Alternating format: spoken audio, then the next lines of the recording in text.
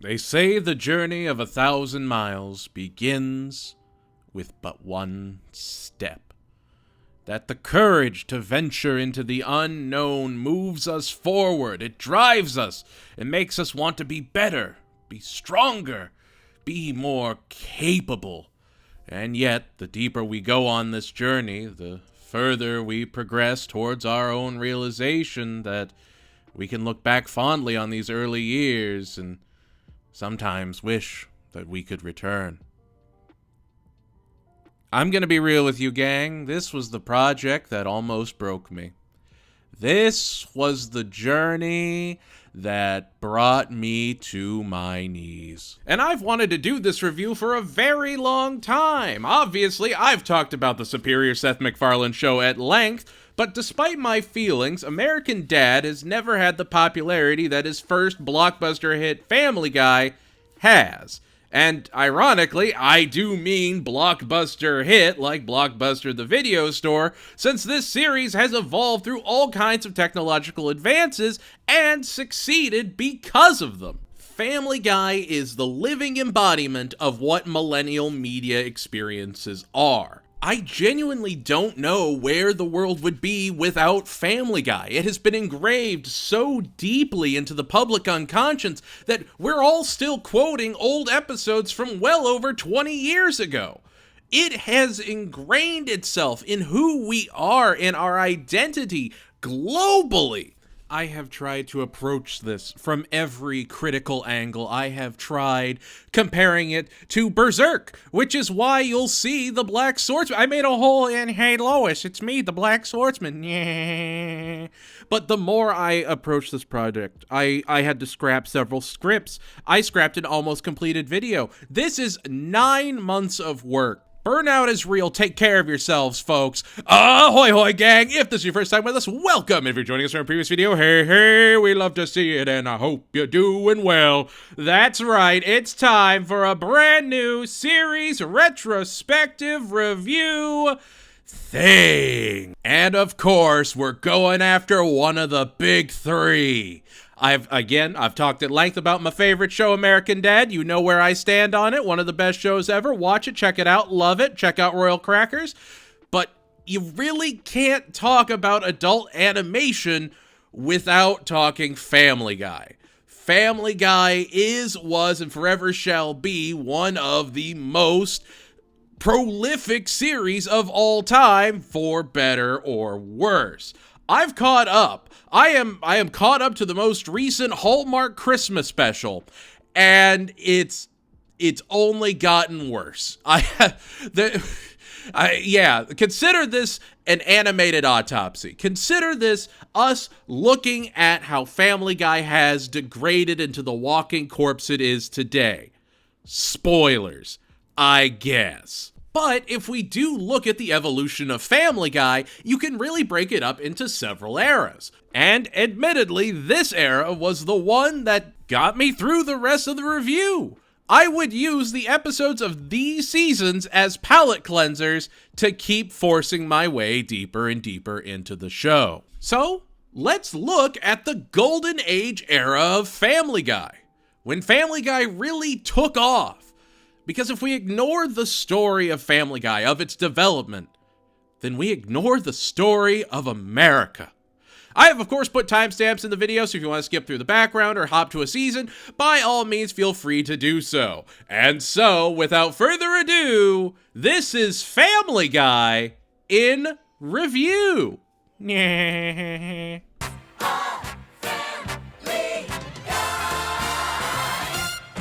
Now, I've of course talked about the step bastards of Hanna-Barbera before. Craig McCracken, Genndy Tartakovsky, and of course, Seth MacFarlane. However, unlike McCracken and Tartakovsky, MacFarlane wasn't brought on for his art or dynamic style, it was because of his writing. See, Seth MacFarlane just knew how to tell really, really good jokes, and if you look at his work on, say, Johnny Bravo, it's honestly why that show was as good as it was. It's why you've seen people more recently celebrating the writing on Johnny Bravo after going back and revisiting it. It was actually incredibly well written and had a lot of really sharp jokes. Johnny was the joke, and it was great. And a non-zero of Johnny Bravo's cultural impact came from Seth MacFarlane's writing. I'm sure I'll bring this up in the future, and I'll definitely harp on it again and again, but I need to be clear here. Seth MacFarlane is a very talented man. He is a talented singer, voice actor, and writer when he cares, which is a very, very important caveat. And so, when Seth MacFarlane was ready to move out on his own and create his own show, he came up with Larry and Steve. Larry being a nihilistic pet dog who definitely wouldn't work better with a martini in his hand, and Steve being totally from Boston, old man character. And you can actually find a lot of these pilots on YouTube, and if you watch them, you'll notice a very important thing. There's a lot of subtle jokes that are not really for kids. Sure, there are some larger comedic set pieces, but a lot of the jokes come from the dialogue, and if there's one thing kids can't do, it's pay attention. So naturally, Cartoon Network did pass on his project, and so he had to turn to a new angle. With the help of a very special friend, which we'll get into later on, he came up with Family Guy.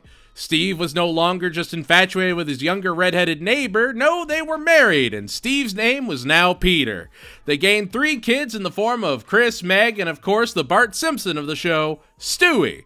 And yet, in the beginning of Family Guy, Brian the dog is really just Larry with a different coat of paint. And as we look at this golden era, as we look at the writing of these first 3 seasons, you can really see the love. You can see the attention to detail. And when Seth MacFarlane put his whole heart behind this show, it really was something magical.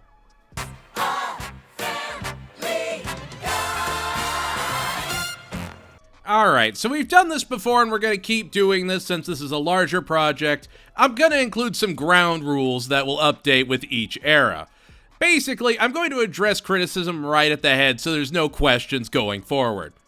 I grew up with this show. I was a deeply passionate fan, and yes, I loved Family Guy well before I actually gave American Dad a proper chance. I was not a fan of American Dad when it first started. It took me years to really get into it. Family Guy was a cultural phenomenon, and I am not taking that away from it at all. That being said, yeah, there are some episodes that do stand out just because of how poorly they've aged, and I'll call them out on that. Now, that's not me going, you're an idiot for liking this show. No, not at all. It's more so, remember the Y2K episode? Yeah, do you understand that most of Family Guy's modern audience doesn't even remember Y2K? I'm not going to harp on every joke that may not have aged well, but if it's a key element to the plot, I am going to address it. Basically, if you think the big bad critic is here to ruin one of your favorite shows, that's not going to happen. Yet.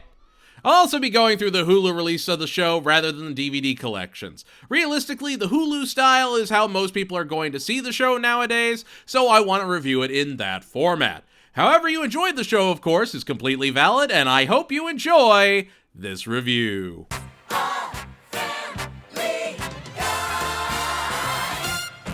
The series opens with our very first cutaway gag of the entire show. The Brady Bunch is doling out some appropriate punishments for snitching and smoking, respectively. I wouldn't talk about this one scene if it wasn't, the very first cutaway gag. These gags are baked all the way into the show and are a cornerstone of what makes Family Guy, Family Guy. Either how the family reacts to these gags or how you do. This is the core of the show. And here we have our first introduction to the family. Peter, the patriarch of House Griffin, is played by Seth MacFarlane, who will also play Brian the dog and Stewie the baby. Lois, his wife, is played by Alec Bornstein.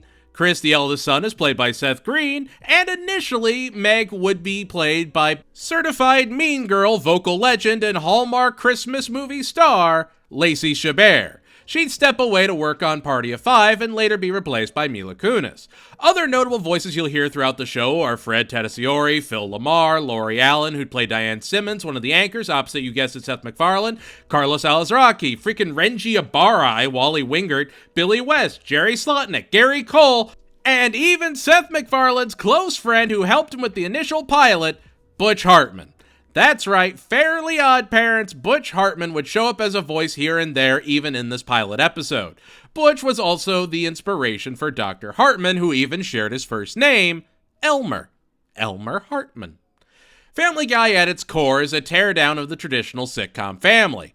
Peter is a drunk, stupid New Englander who works at a toy factory and nowhere near, say, a power plant. He can't be trusted. Lois is a nasally stay-at-home mom and the voice of reason. Chris is a fat, aspiring artist. Meg wants to be popular and will do anything to be popular in school. And Stewie, the baby character who's usually just supposed to be adorable, a la Dinosaur, Cosby Show, or Full House, wants to take over the world and is a highly intelligent, maniacal mastermind. Peter would even have regular drinking buddies in Glenn Quagmire, the ladies' man, I guess, played by McFarlane, and Cleveland Brown, played by Mike Henry, which I'm sure we'll have to talk about later. Yet the one unique element that really brings the show full circle is the use of Brian the dog as Peter's consciousness and confidant.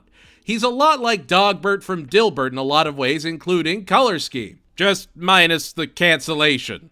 He has his own goals in life, but he's man's best friend. He and Peter have a deeper bond than most, and while Brian does prank Stewie, he treats the whole family with love and care. The episode itself is really a perfect microcosm of what you can expect Family Guy to be. A lead up to the main story, Peter's scheme of the week, and some other random B story.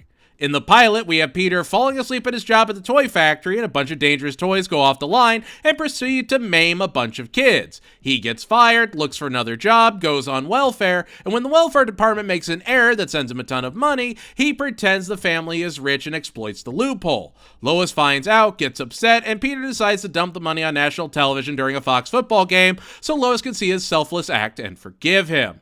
Which is the perfect way to showcase early Peter. He has to be seen doing the right thing. He lives by the sitcom Bible, and they use the sitcom structure and mock it in the same breath, and it's genius.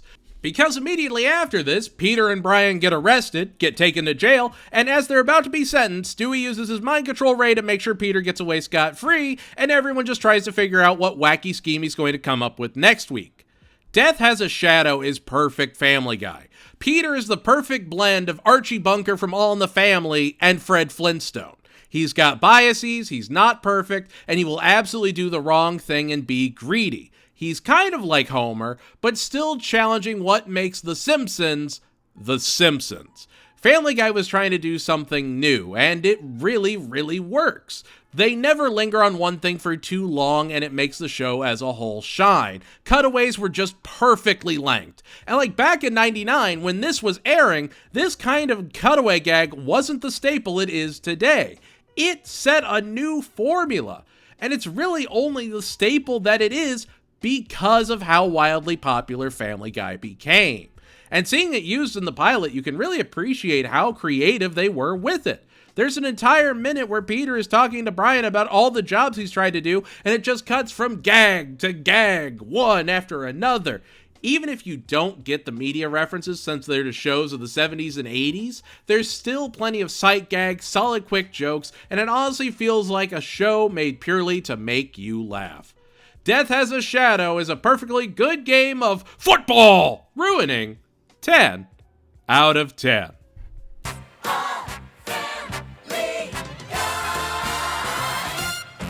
Hey look, our first real episode of the show, and it's just wonderful. When Peter helps Meg try and get her driver's license, he teaches her all the wrong things, and she ultimately gets into a street race while doing her driving test and gets banned.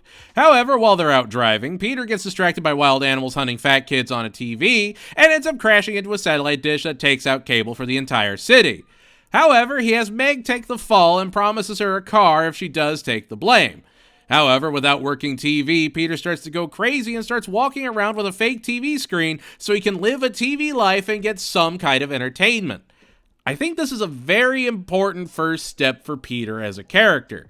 Peter, for lack of a better term, is an always-online TV connoisseur. He is always watching some marathon of an old show or makes his life around the TV guide, and back in the day, there were absolutely people like that, but it also adds that extra element to his cutaways. His cutaways exist because they're referencing shows he's watched. And another great thing about these cutaways is that while he's doing them, you actually hear the original voices in this episode. We have Frank Welker as Fred from Scooby-Doo, and Eric Estrada as Poncho from Chips. We would also get the introduction of series regulars Lori Allen, who would play Diane Simmons, and Aaron Lustig, who would play an assortment of characters throughout the show. The B story? Stewie hates broccoli. Yep, that's it. Just Stewie hates broccoli. Why does that matter? Oh, because Stewie is going to build a weather dominator device so he can destroy broccoli once and for all and he never has to eat it again. I miss this Stewie. He's the perfect marriage of both an evil genius and a toddler. He'll control the weather just so he doesn't have to eat his broccoli. And in the setup of the show, that works. Right out the gate, especially this episode, we see that Quahog is just as weird as Griffin House. Even Peter is just seen dancing in the rain with William Shatner, just having a grand time, just cuz. Stewie activates his weather dominator, Peter learns a life lesson and apologizes to Meg, and then everything goes back to normal for next week. And I think that's really what made early Family Guy shine. Where The Simpsons tried to be a sitcom but animated, a lot of time in the early seasons, Family Guy, especially because of Seth MacFarlane's experience writing on shows like Johnny Bravo, was able to write for an audience that knew they were watching a cartoon. Think about how much more difficult a cutaway gag would be for a live-action show compared to, say, Family Guy. And if done incorrectly, it can absolutely take you out of the show, of course, but Family Guy really sort of mastered that craft. The episodes never really slow down and let you catch your breath. They're just going to keep throwing joke after joke after joke. Early Family Guy can best be described as Saturday morning cartoons for adults, and it works fantastically. I Never Met the Dead Man is a fat kid hunting. 10 out of 10.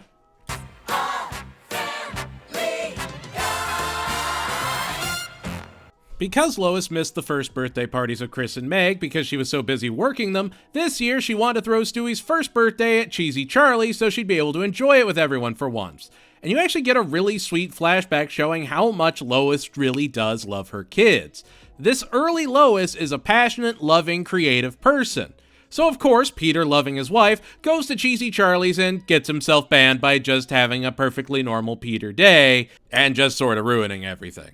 But of course, he says he didn't do anything wrong, and naturally it was the Cheesy Charlies and weird satanic manager, but he does promise to make sure that the birthday goes off without a hitch. The B story? Meg makes a new friend, Jennifer, played by Rachel McFarlane, Seth MacFarlane's sister, who will probably never do any other voice work outside of this one episode, I'm sure. And Jennifer tries to get Meg to join a cult led by a leader played by John O'Hurley from Seinfeld. Lois starts to panic when Meg isn't there for Stewie's birthday, and so Peter has to go out and get Meg, and he realizes why this is so important to Lois, and wants to make sure that he can make his wife happy. The episode even ends with everyone standing around a little table in the backyard with a little candle, and that's all Lois really needed. Just for the family to be together. There is a C story to the episode, and that is Stewie wanting to have the hypnotic powers of a cult leader, so he tries to learn everything the cult leader can do before ultimately taking him out thinking that he was trying to return him to the womb. It's a lot. You also really see Brian being much more antagonistic towards Stewie in the early episodes, because it's less a boy and his dog and man's best friend. Brian looks after Stewie, but he was always going to be Peter's best friend, and I guess his very flawed Jiminy Cricket.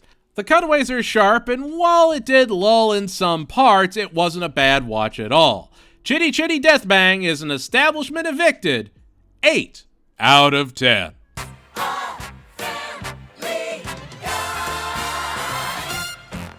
After Peter punches out a pregnant woman at a soccer game thinking she was a man, he ends up getting put on house arrest.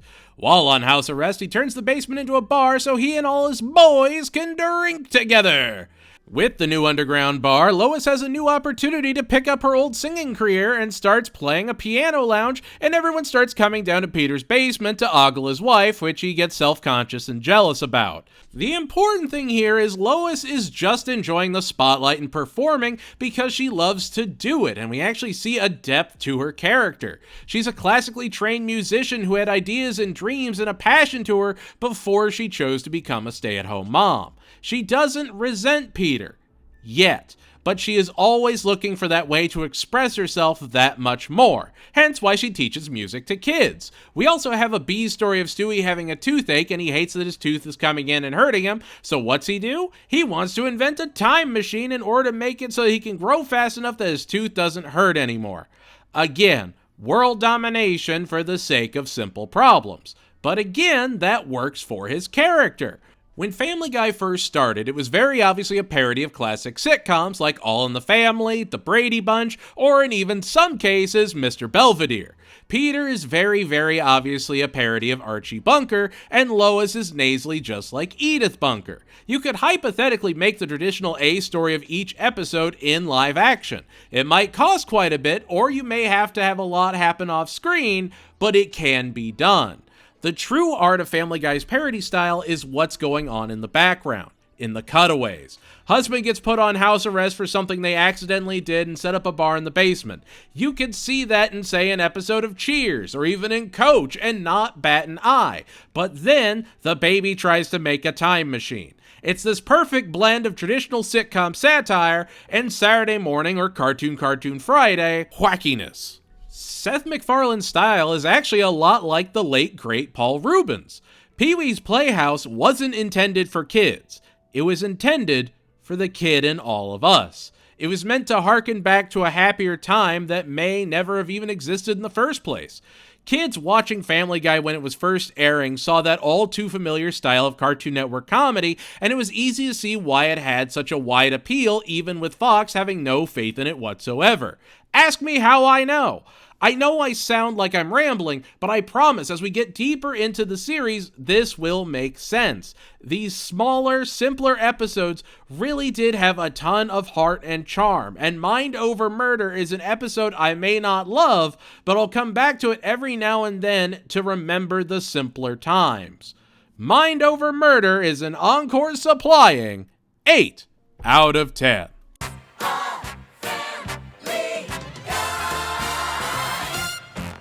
It's our first appearance of Peter's new neighbor, Joe, played by new series regular Patrick Warburton, who has never done any other voice acting in his life and has never been in a sitcom before. Venture Brothers series review available now. What a perfect get for the show, honestly, and of course, his legendary comedic timing and vocal talent absolutely shine.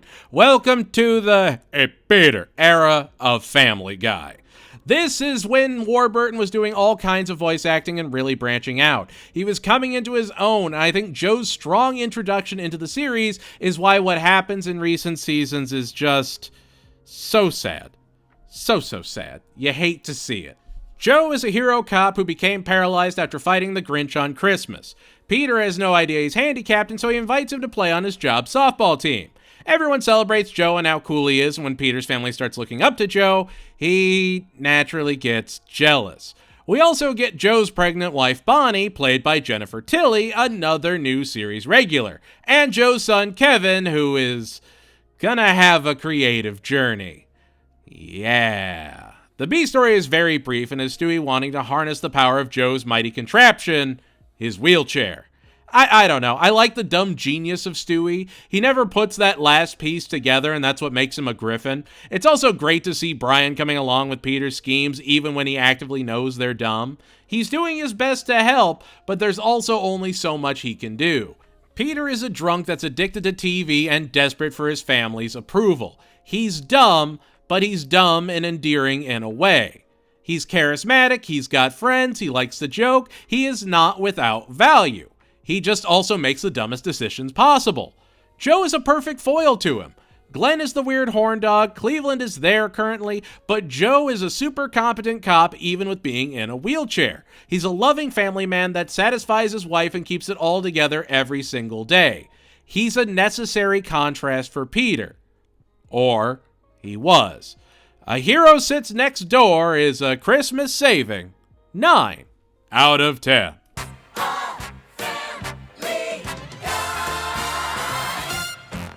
I'll say it, controversial opinion I'm sure, I miss the cold opens. They won't go away for some time, but man, those cold opens really set the tempo. You feel swept up in the story, and that intro just hits that much better afterwards. My God, they lingered on jokes because they trusted the viewer. They let jokes breathe. Go back to the old episodes of Family Guy. Watch any of the first really 4 seasons, and you'll see a drastically different writing style that really trusted the viewer to get the joke. No quick cuts just for a guy to yell to get you to laugh. This episode, funnily enough, would be the first time Kevin Michael Richardson would show up in the, I guess, McFarlane verse, which he wouldn't become a regular voice on Family Guy just yet, but would of course be a lead star in both The Cleveland Show and American Dad. If there was ever a Simpsons episode of Family Guy, this would be it. When the family go on a road trip to help Chris get his scout badge after a soapbox race goes horribly awry, Chris tries to tell Peter that he wants to be an artist and doesn't really care about scouts and just keeps messing up. It's our first real Chris episode, and while Chris may be an idiot sometimes, he's always doodling, and I think his whole desire to be an artist is a great angle to him that I'm sure they'll build on. Man, I can't wait to see what Chris becomes over 20 years. I mean, it would be horrible if he ended up chemically castrated or this Buffalo Bill wannabe. That would be weird. When the family stop at a reservation casino, Lois manages to gamble away the car, and so Peter has to take Chris out to have a spiritual journey to prove that they're fellow Native Americans and get their car back. They have a heart-to-heart in the woods, and they manage to get the car back with Peter gaining an appreciation for Chris's art. I don't know. You'd think Peter would already be open to Chris being an artist. He loves comics, superheroes, and media of all kinds. If there was ever a dad to just jump on a kid's passion, it would be Peter. But it just sorta lingers. The real focus of the episode is the casino and all the yucks inside, wacky hijinks. It's a very simple episode. Nothing complex, but it never really needs to be. It's great to see Lois have some flaws too, even if it just reminded me of Marge spending all the family's money in an episode of The Simpsons from like 2 years earlier. It's on Fox, it's an animated family, it's gonna have some Simpsons in its veins, and that's okay. This was just the weakest episode of the season, and even then, it wasn't bad at all. The Sun Also Draws is a Carrot Top signing, 7 out of 10.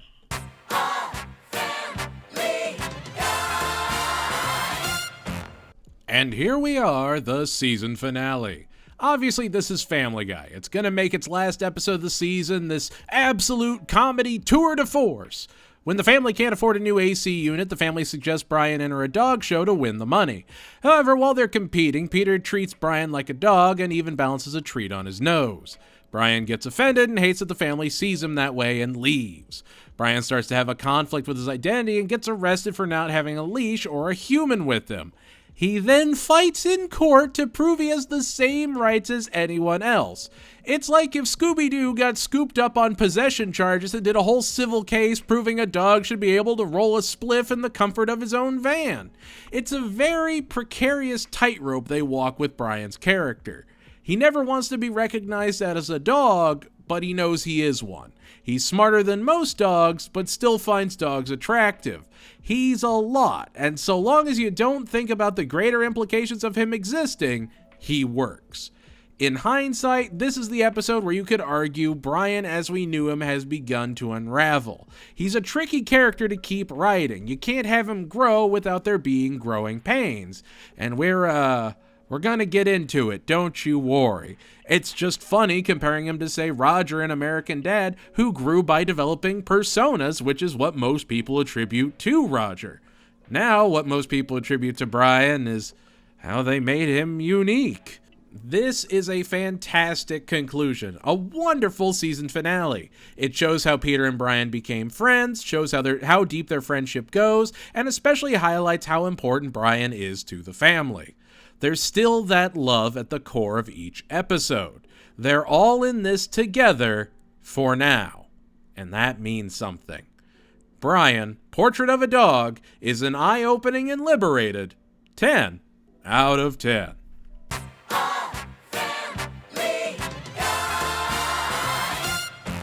And there we have it, that's Season 1! Overall, Season 1 was a wonderful sampler of what you could expect from the show going forward. You got a very brief glimpse into the family as a whole, and honestly it cemented that Family Guy was much more than just some Simpsons clone. It develops its own unique voice so quickly. Compare it to, say, the early seasons of American Dad. American Dad started as very much just another Family Guy clone, cutaways and all, but through the years it evolved into an entirely new and better beast. Family Guy doesn't need to change or deviate from the formula it itself has built. And as we go into Season 2, we're going to get the whole kit and the whole caboodle. Music numbers, Pope mobiles, and even some freaky frogs. There's much ado in Season 2!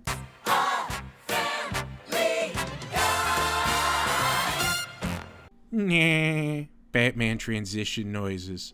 We're entering the main heart of the golden era of Family Guy. This is the real crux of what Family Guy would be based off of. Where Season 1 laid out the blueprint, Season 2 was the construction season, where they even added on some fancy new accoutrements, because why not? There's so much to see and so much to do here in our Season 2 review!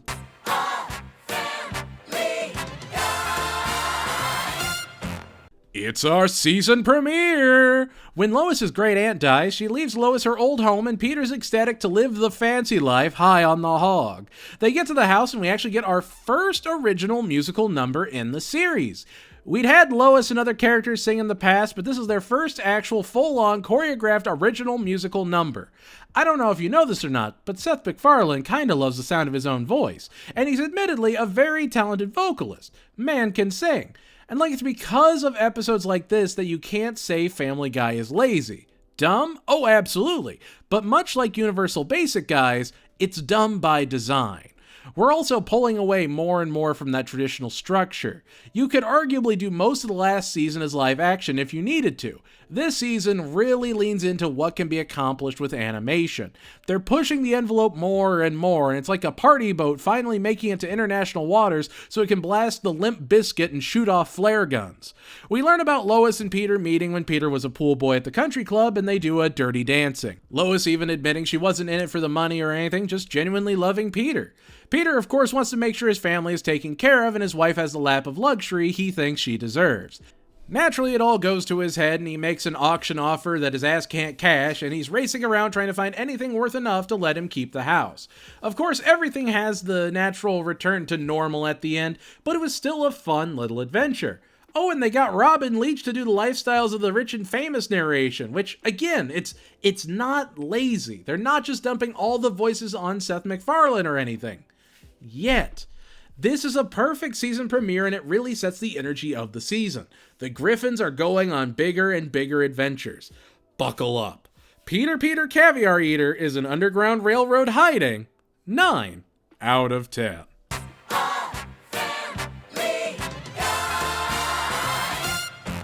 We get the first appearance of Peter's dad. Francis Griffin would be played by the late great Doc Hopper himself, Charles Durning. Go watch Best Little Whorehouse in Texas. You'll be glad you did.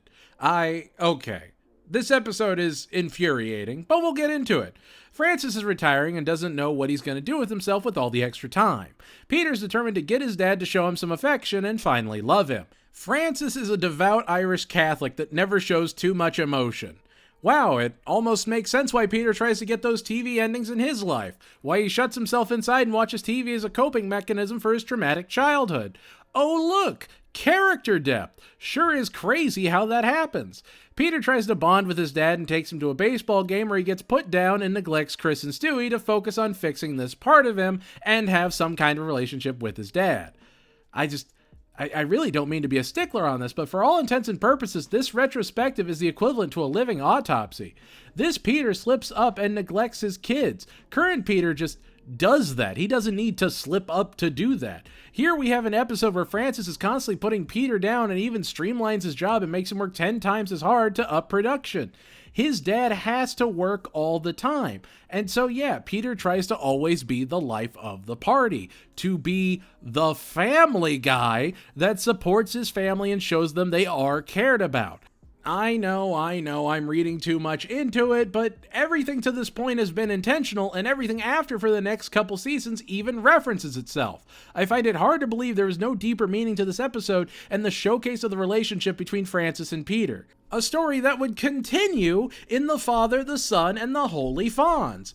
Yes, does Peter kidnap the Pope to show his dad how much he loves him? Definitely. But the Pope doesn't just wow Francis, he tells Peter that he is a good enough parent, that he has a wonderful family. He makes Francis see that Peter is trying in his own way, that he's doing the best for who he is and earns that little bit of love in his heart. Again, it's more amazement at how far we've come, but this is the episode I genuinely thought I remembered with rose-colored glasses. Nope, just still great. Wonderful quick quips, the segues still mattered. This was a great episode. Funny and heartfelt. What a concept. Holy crap is a frickin' Pope approved. 9 out of 10.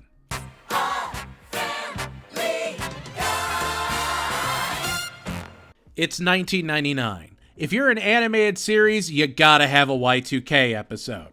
Now, if we really want to get into the bones of the show, the very soul of what it is, if we, again, are doing this animated autopsy, we must examine every piece under a fine lens. And I've got to be honest, Da Boom is both a fantastic and fun episode of Family Guy and the cancer that started to eat away from the inside.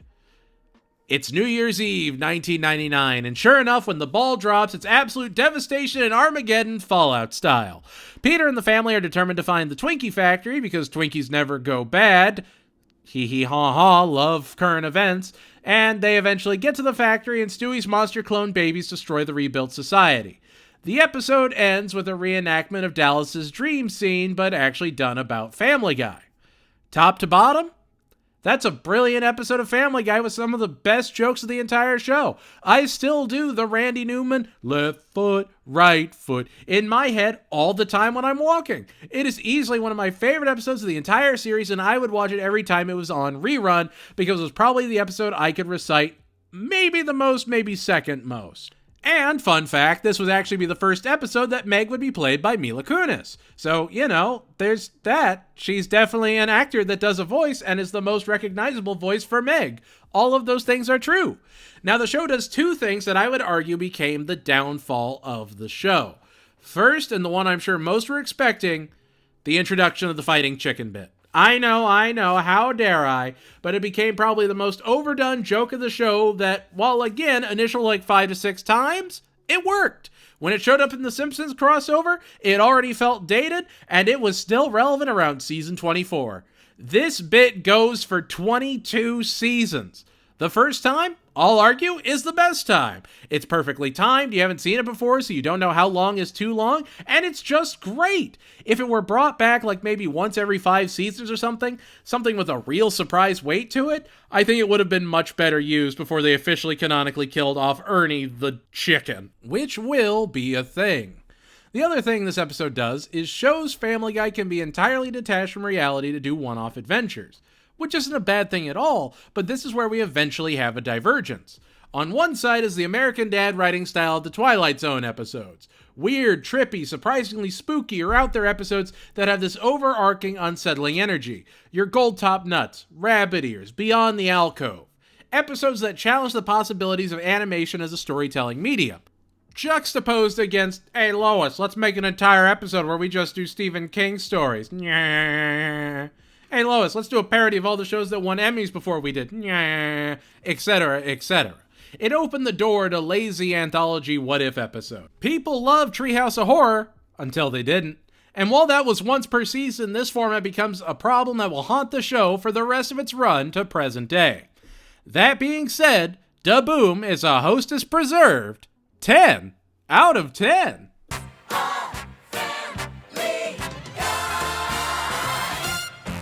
Last episode, nuclear end of days. This episode, no major beef story, no external elements, just good family drama. Brian is peeing the carpet at night in his sleep because he has repressed feelings for Lois. He tries to hide it and clean it up, even starts blaming Stewie, who has to go back into full-on diapers again. The family start to worry and try to help him get it under control by going to therapy where he works with Dr. Kaplan, played by the Law & Order legend, Sam Waterston. Stewie keeps trying to sabotage Brian and get him kicked out, and Brian genuinely struggles with his feelings and his love for both Lois and Peter. Again, an element that will keep coming up, but just gets worse in execution every time it does. Here, Brian and Lois have a sit-down heart-to-heart talk, and he's able to control himself while still going to therapy. This is a Brian that has personal and spiritual growth throughout the episode and ends it being a genuinely better person. Like, again, there is no extra elements. This is the whole story of the episode, and that's crazy to me. This is a heartfelt episode that gives us introspection into Brian as a person. Yes, him being a dog makes this weird, but it also wouldn't work without him being a dog. Imagine he was just Peter's best friend who was just, whizzing on their carpet, just stone cold sober in his sleep, 35-year-old man. Wouldn't work. Having Brian do this, it makes a little bit more sense. It walks that very fine line and comes out on top. It asks you to trust that the writers have an idea and they deliver on that trust. Brian in Love is a putt sinking 9 out of 10.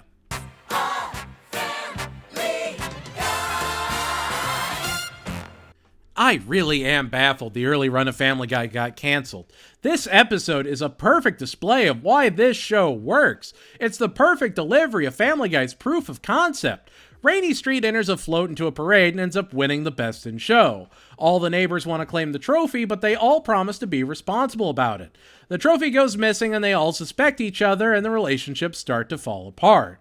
While this is going on, Meg uses Stewie while working as a waitress to make extra money because they think she's an unwed teenage mom.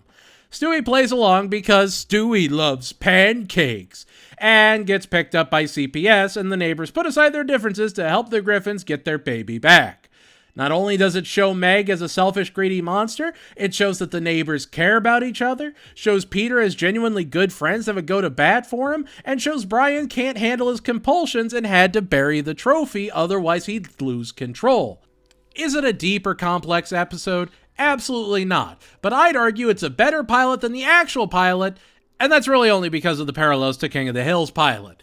It's a great neighborhood bonding episode that gives them a force that they can combine against and save Stewie. Outstanding cutaways, the Twilight Zone bit at the end is still great, and it's just a fun episode. Never feels like they're really phoning it in, yet. Love Thy Trophy is a Who's the Boss saluting 10 out of 10.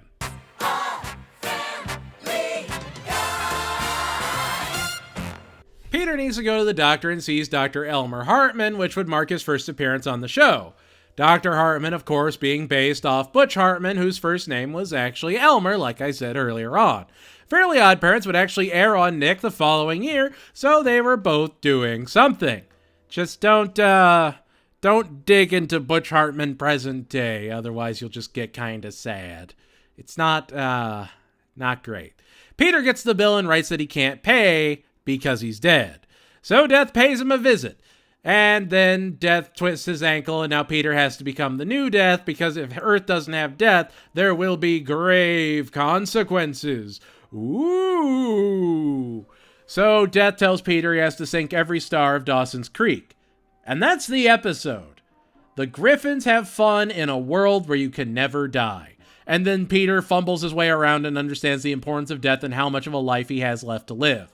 Not really a moral lesson or anything, but just a really fun and well-executed concept. It's again a very proto-Twilight Zone style setup. What if Death broke his ankle and no one could die?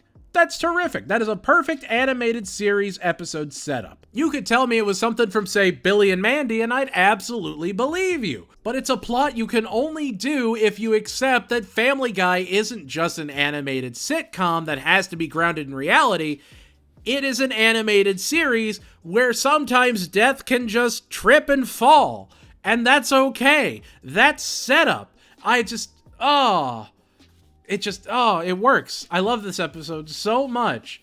And dated with the Dawson's Creek, call out, but it still works. Plus, who doesn't love Norm Macdonald?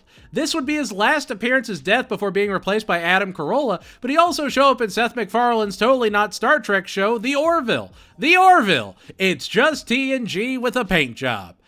Death is a party of 5 grieving. 10 out of 10.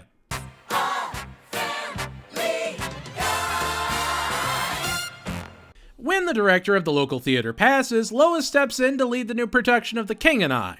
Peter has a failed pitch for new toys at the toy factory and starts to spiral, starting to feel like everyone else has something they excel at but him. He keeps trying to find purpose and fails at every turn until he gets brought on to help with Lois's play. He then starts to take over and makes it his own thing while pushing Lois out of something she was passionate about. He really just hates when someone else has the spotlight. He needs that focus on him, and that's fine. That's a character trait. He was neglected. It's a bad trait, but a trait nonetheless. We also get Lois caring about something based off her passions again. She's artistic, she's creative, and she wants to share that creativity with her city. She actively is working with people, and I think it's a great touch, even though it's small, of having Joe help her. Joe is on board with it, and it's not just a family affair. Everyone believes in Lois and knows that she's a great voice of reason, and that makes the episode shine. Brian is a suck-up actor. That's fine. Stewie is a true thespian. That works. And Peter and Lois compete for the spirit of the play, ultimately culminating in Peter becoming the robo-super soldier Anna, and Brian is the king that she kung fu fights. It falls apart and Lois and Peter make up. It's very much a parody of those classic sitcom episodes where the husband and wife compete at something that the wife should be a shoo-in for. It still gets made today, and it's a classic trope for a reason. Peter is outlandish enough that it works without the parody, and the episode has its own charm. It basically calls everyone out for not being artistic and just appreciating a dumb joke, which is on brand. This would be the recurring message of Family Guy for the next 25 years. The King is Dead is a Siam ruling 8 out of 10.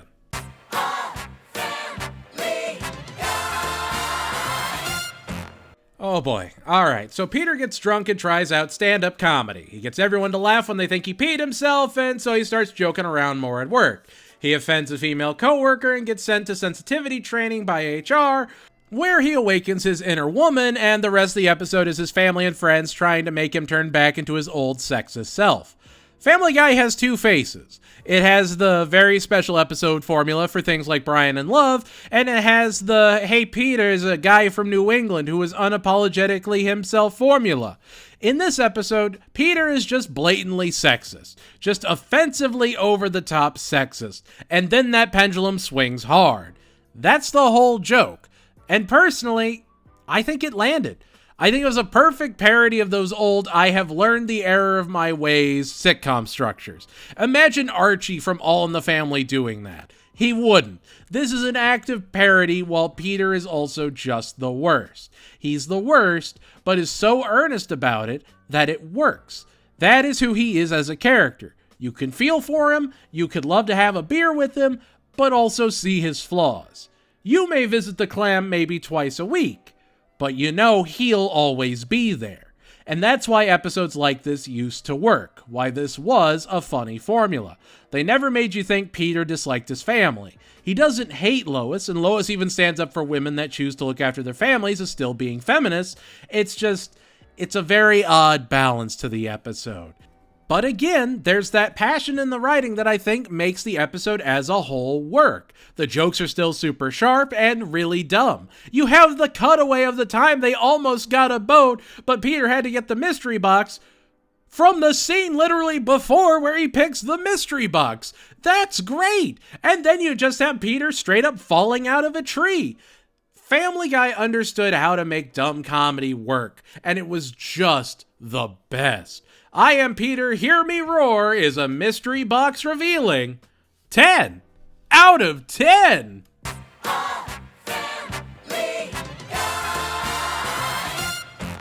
They can't all be winners. Peter and Chris enjoy watching Gumble to Gumble, a cop procedural with the Gumble brothers. Chris isn't doing well in school, so Lois tries to ground him. Okay. Peter lies about helping Chris with his homework and starts lying more and more, making them more exaggerated each time he does. He lies about Chris having a terminal illness to make the Make-A-Wish Foundation save Gumble to Gumble from being canceled, and then lies about Chris being cured by his miraculous healing powers, and proceeds to start a cult of worshippers. God then sends plagues to punish him. It's so exaggerated. And like, you get it, you get what it's parodying, you get and that's why lying is bad, that they're satirizing, and then plagues started. Like, I get it, I understand it, but it's so beat you over the head from the get-go that it's almost excessive. It's so much all at once. Is it bad? No, not really. It just isn't an episode I'm going to say is absolutely worth watching. It's not essential viewing. You think a kid born in the last 15 years even knows who the Gumble brothers are? It's an old episode that feels pretty dated compared to the rest of the season. It never has jokes that really put it over the top. It had potential, but then it just started to smolder. And they had Black to the Future in this episode. Still just kind of there. If I'm dying, I'm lying is Gumble to Gumble interrogated. 6 out of 10. Martin Mull was in it. Still, just kind of okay. Kevin Michael Richardson, too. Nuttin'.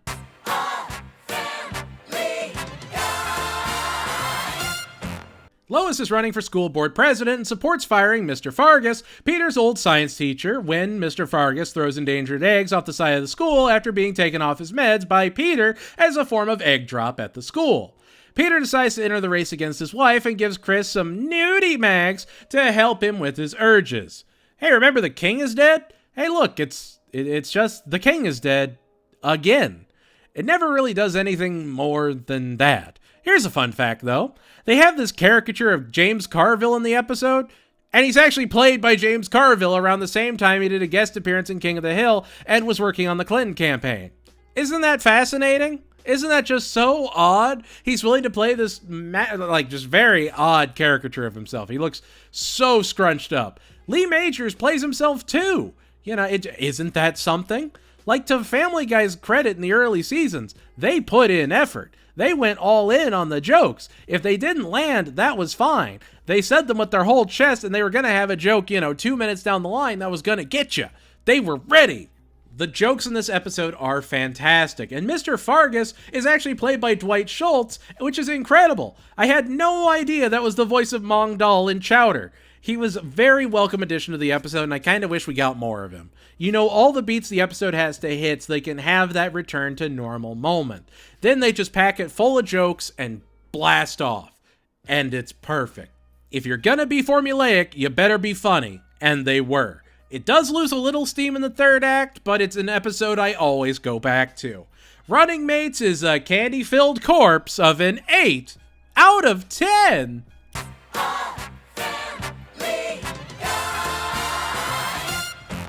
Chris makes Peter a painting to cheer him up after he's kicked out of a theme park for bullying the owner.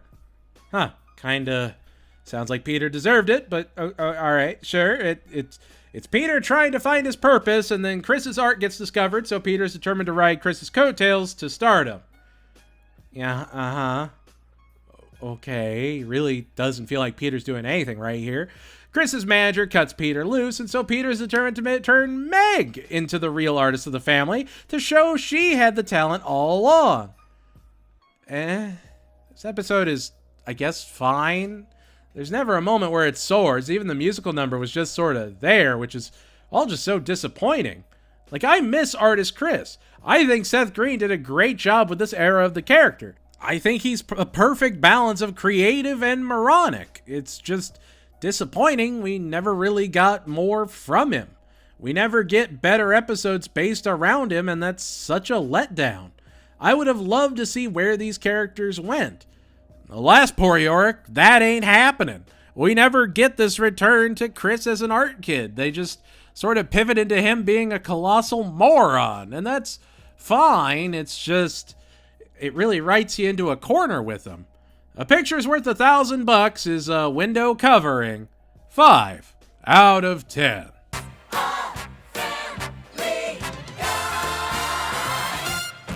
It's the first appearance of Mayor West, played by Adam West. Talk about one of the best additions to the series. I love that Adam West agreed to do it. Just imagine American Dad without Avery Bullock. You can't do it.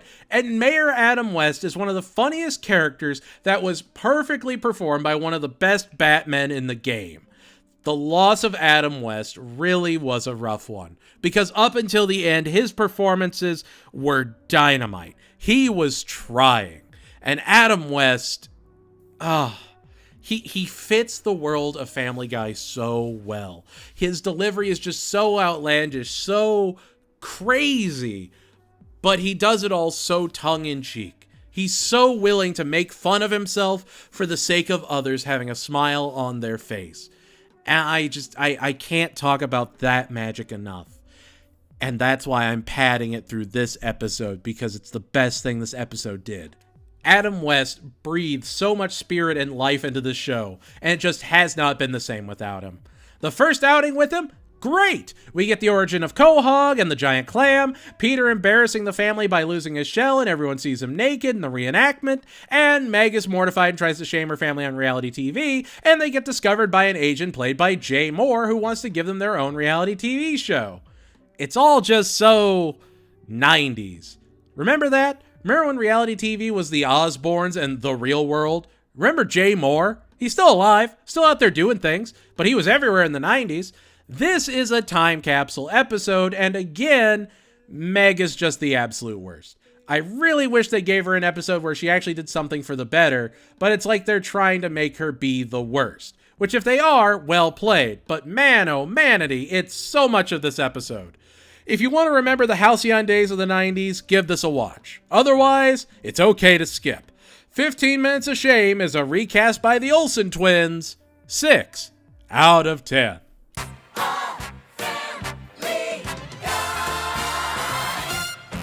We're off on the road to Rhode Island. That's right, it's our first Road To episode.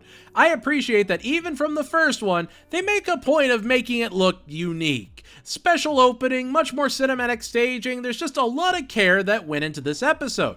A lot of genuine passion. I haven't talked about it much, but it really shines in this episode how much art and music direction they have.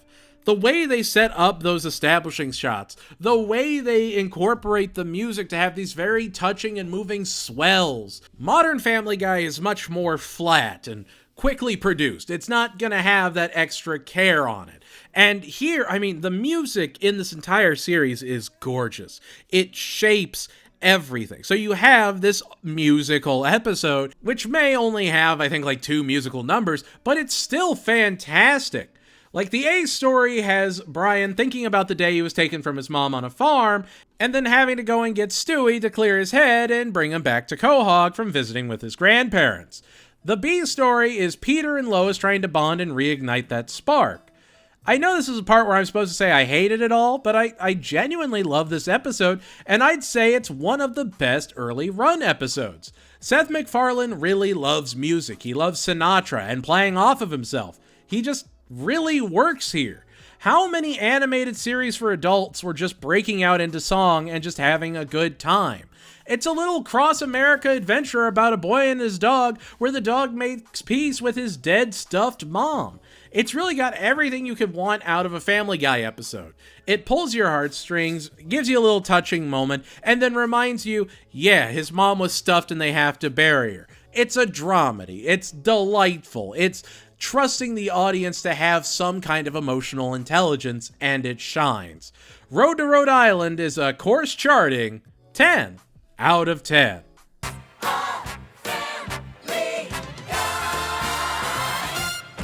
When the kids are all doing Toad, aka licking frogs, Peter makes it his duty to dress up and pretend to be a rebel teen, Lando Calrissian, to get to the bottom of things. He integrates himself into the school, gets the kids to give up the Toad now, and has the hots for Connie D'Amico when he's supposed to be helping Meg be cool. It's the obligatory, the dad or mom character has to pretend to be a teenager at school to get information, and it's there. Oh wow, Peter gets swept up in the dream that he's a 17-year-old rebel and believes it, and does all the old 70s and 80s cliches, even riding off into the sunset and doing a Breakfast Club fist in the sky. They had a theme for the episode in high school drama, and they hit it. They made all the parodies they needed to make. They made Peter both insufferable and delightful. The Give Up the Toad song is absolutely fantastic. And like the idea itself, the concept is super simple. You could do it at home if you really wanted to as like a writing exercise.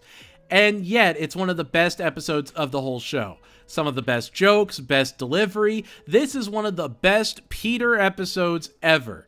This is Seth MacFarlane doing his best Peter, and it's absolutely worth it. This whole episode is great. I have seen it probably like 30 times through the years, and I can quote it almost from memory. It is terrific. Meg is even tolerable. I can't get enough of it. You can really see a lot of early American Dad in this writing style. Which, people are going to be like, well, yeah, duh. But this episode was literally written by Matt Weitzman and Mike Barker, two of the creators of American Dad. This is literally just like how we were talking about how Frisky Dingo is the prototypical idea of what Archer would become. Family Guy, in a lot of ways, especially in the early seasons, is prototypical of what American Dad would become. Except they took all the heartfelt elements from the Family Guy, shoved them in American Dad, and left Family Guy to just sort of walk as a corpse. And that's fine. This isn't just good Family Guy. It's outstanding television. Let's Go to the Hop is a toad licked 10 out of 10.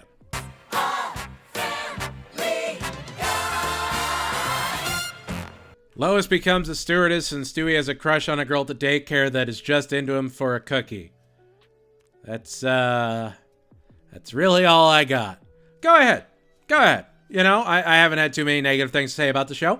Tell me this is your favorite episode of Family Guy of all time. I dare you. I dare you to sit there and look at me and say, damn it, Janet is my favorite episode. It's not bad, but it's also just not good either. It's 22 minutes of animation. Lines are said, credits roll. I was unfazed when I saw it all those years ago, and I am unfazed now. I don't think this episode has ever gotten a laugh out of me. It's just this long sigh, which is unfortunate because, Peter on a plane, hijinks can ensue. This could be great. And then it's just kind of not. And yet, the horrific thing, again, Autopsy, that makes it better than about 60% of the rest of the series. It is inoffensively nothing compared to offensively nothing, which we will get into, I promise. To have these episodes that are so uneventful, yet still written with some amount of care, is baffling to me as a longtime Family Guy enjoyer. As someone that is caught up with the new episodes, and I know I can't speak on the new seasons of Family Guy in a vacuum. I have tried, but you can't. You have to, your view of the show is colored by everything you have experienced from it, from every episode. And the newer seasons have only made me appreciate the earlier seasons more. But then you have episodes like this, and you're like, yeah, not everything was a banger. Not everything was, out of the park, which at least helps me feel better that everything isn't rose-tinted glasses and it's all just nostalgia. There is really sharp writing. It's just not here. Damn it, Janet is a cookie demanding 5 out of 10.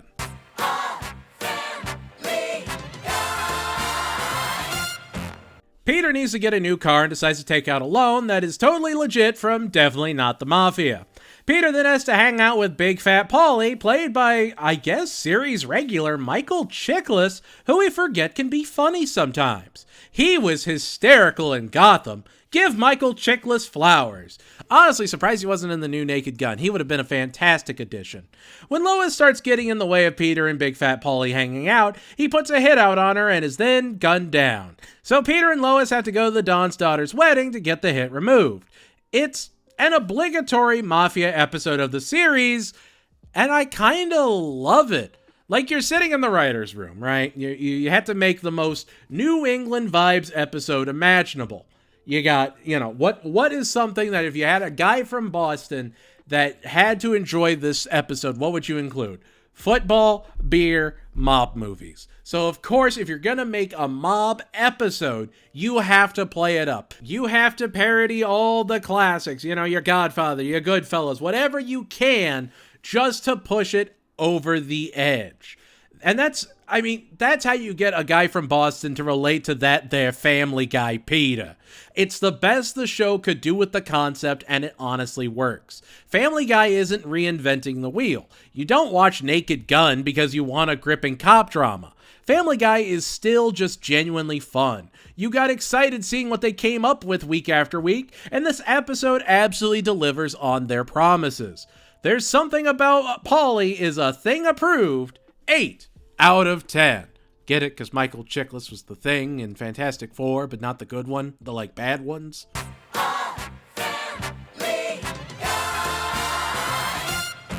When Chris is mocked for his weight, Lois wants him to lose weight and encourages Peter to do the same. While Chris diets and tries to exercise, Stewie gets fat. Chris doesn't make any progress, but Peter ends up getting surgery to make himself skinny and immediately shoots to popularity. He's schmoozing with the best of them. Oh, look, by the end of the episode, he's back to normal and didn't really learn anything, which I guess is totally fine.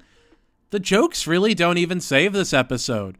I went back through it, and I genuinely remembered the back half of it where Peter is skinny, but I couldn't tell you any prevalent jokes in it. I couldn't tell you really much of anything.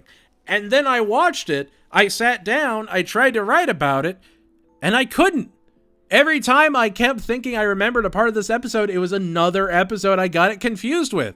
This episode is just dull. It's white noise. It's, if you turn away, it's like the silence in Doctor Who. It'll wipe your memory, and then you're going like, well, what was this episode? Why was this episode? And then you watch it again and you go, oh, I thought that was all just like the first 3 minutes. No, that's the whole thing. Thin Peter isn't real. Thin Peter can't hurt you. It's just, it's so... It's not even like disgusting or revolting or, anything I could use to describe newer episodes of Family Guy. It's just there. He's too sexy for his fat is a beached whale of a 5 out of 10.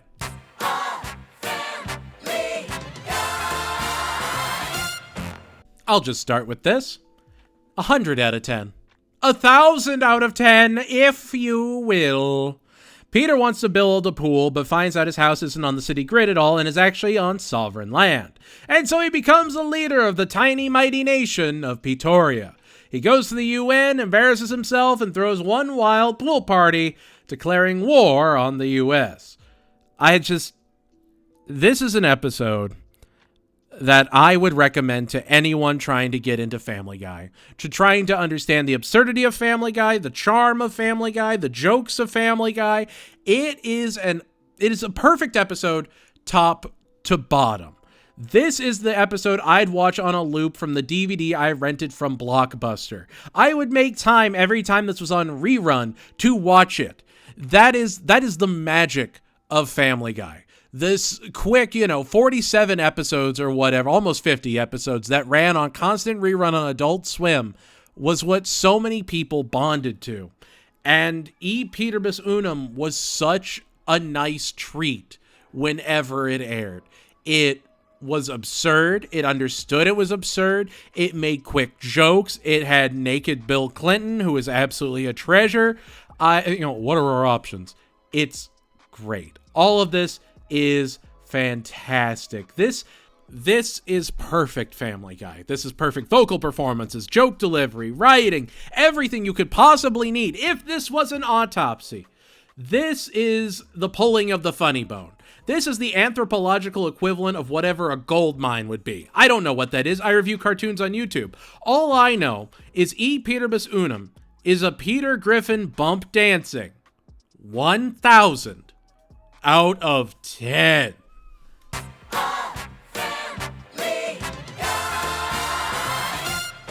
Meg is trying to get into college and is told she needs more extracurriculars, so she decides to join the journalism club under the editorial lead of Neil Goldman. She goes on a hunt for a breaking scoop about Mayor West, who keeps giving her the runaround. The B story has Stewie trying to use Chris to move around in the world since he's too small. Peter plants a story in the newspaper to make Meg look good and destroys her Adam West story to try and claim Luke Perry is gay. Luke Perry being played by the late Luke Perry. I mean, at least Meg isn't the worst part of the episode. If anything, it was refreshing seeing her take a lead, and the episode overall was brought down by Peter injecting himself into it. The episode just sort of loses the joke halfway through, though. It really hinges on how much you care about Luke Perry, which, again, in the 90s was probably a lot more than, say, 2025. You know, who remembers Luke Perry? Whose lives were impacted by Luke Perry that are coming into the show for the first time, even now? It's an episode that suffers because it's trying to make a very specific reference. Meg's got some solid jokes. Stewie's big and tall is probably one of my favorite cutaways of all time. I love it. It's fantastic. You're gonna love the way you look. It's just, How's the weather up there, Stewie? Excellent. Just like our prices. It's terrific. But the whole episode is okay. It's just sort of there. The story on page 1 is a local news supporting 6 out of 10.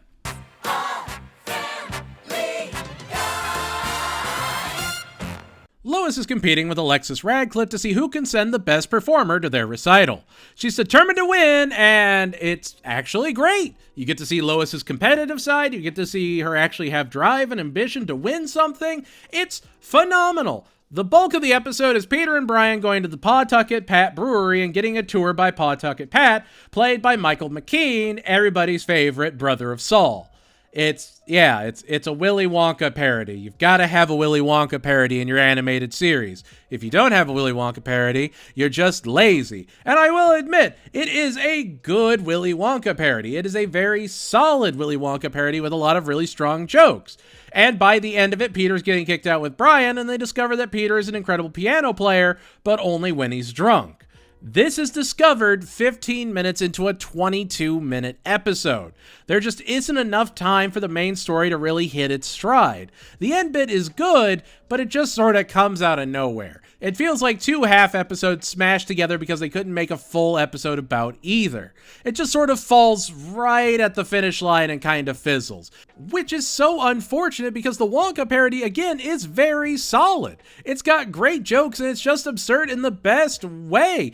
We even get the Peter scuffing his knee going, that's wonderful. That's everything you need from a great episode. It's just everything around it you forget about, and it just sort of does nothing.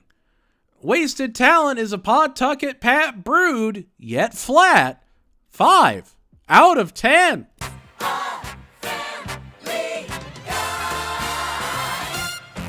And here we are, the season finale. Peter wants to teach Chris to have some kind of conviction after they go camping and Chris lets raccoons take their food.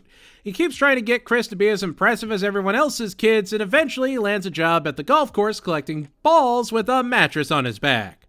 And what are you gonna do? You want to fight about it? Come on. Though when Peter sees Cleveland Jr. is incredible at golfing and something of a wunderkind, he's decided to make Cleveland Jr. a star and take the credit, and it's just a picture's worth $1,000 again. I kept thinking maybe this episode was better than I remembered. Nope. It's just boring. The jokes are fine, but yeah, the execution is just sad. But hey, at least we get Cleveland Jr., who won't be forgotten about and then drastically retooled for some reason. That would be really odd, wouldn't it? It's got a heartfelt conclusion, and it is nice to see Chris and Peter bonding, but it just feels like retreading.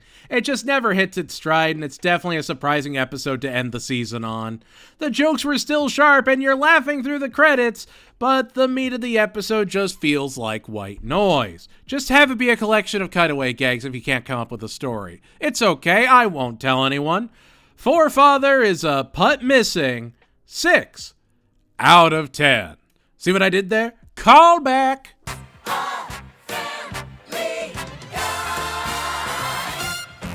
And there we have it. That's season 2. Look at how quickly Family Guy hit its stride. There's so many classic episodes, and all in all, it was a brilliant season of television that would go on to reshape the very idea of adult animation.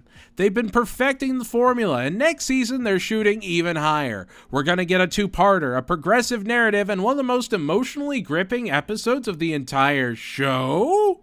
There's so much to see when we review Season 3.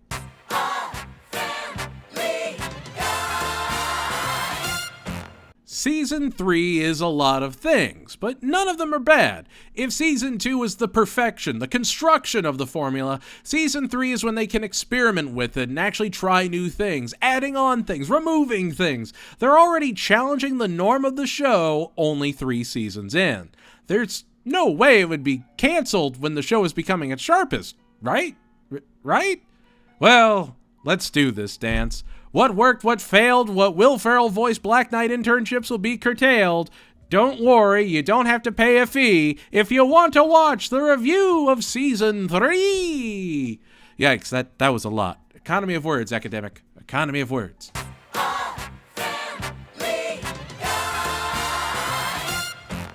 Brian is feeling disillusioned with life and tries to find a sense of purpose by trying out different jobs. What? Wow. Brian actively trying to be a benefit to his community. That's a great thing for his character. Sure hope we stick with that. Peggy Hill. I really gotta say, I love early season Brian. He's an actual fleshed out character with a lot of potential that's just sort of looking for his place in life. He's flawed, but his flaws make him oddly human. Mr. Weed is throwing a family weekend, and we get the first appearance of everyone's favorite Family Guy character and absolute institution, Greased Up Deaf Guy. Where I have some problems with the giant chicken and how overused he was, I'll admit it. Anytime they bring out Greased Up Deaf Guy, you're gonna get a laugh from me. He's such a timeless character, just like Al Harrington. You know, I gotta have me some Greased Up Deaf Guy sometimes. His "Glad to be back, America" is one of my favorite lines of all time. Brian gets a job with the police force as a drug-sniffing dog and ends up sniffing one too many packages and gets addicted to that sweet, sweet booger sugar. He's dancing with Frosty the Blowman, if you catch my drift. He decides to go to rehab, and Peter goes to get back his friend and ruins the rehab experience for him. What a wacky episode!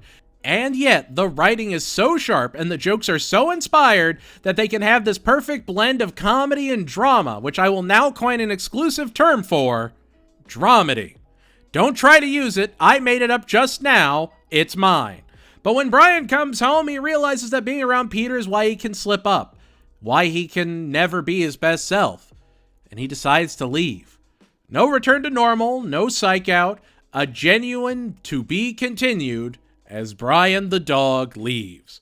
It's earned, it's justified within the episode, and it works. This was when I knew Family Guy was really trying to be something more. People will always give it just criticism, but this season, pound for pound, is probably the strongest of the entire show.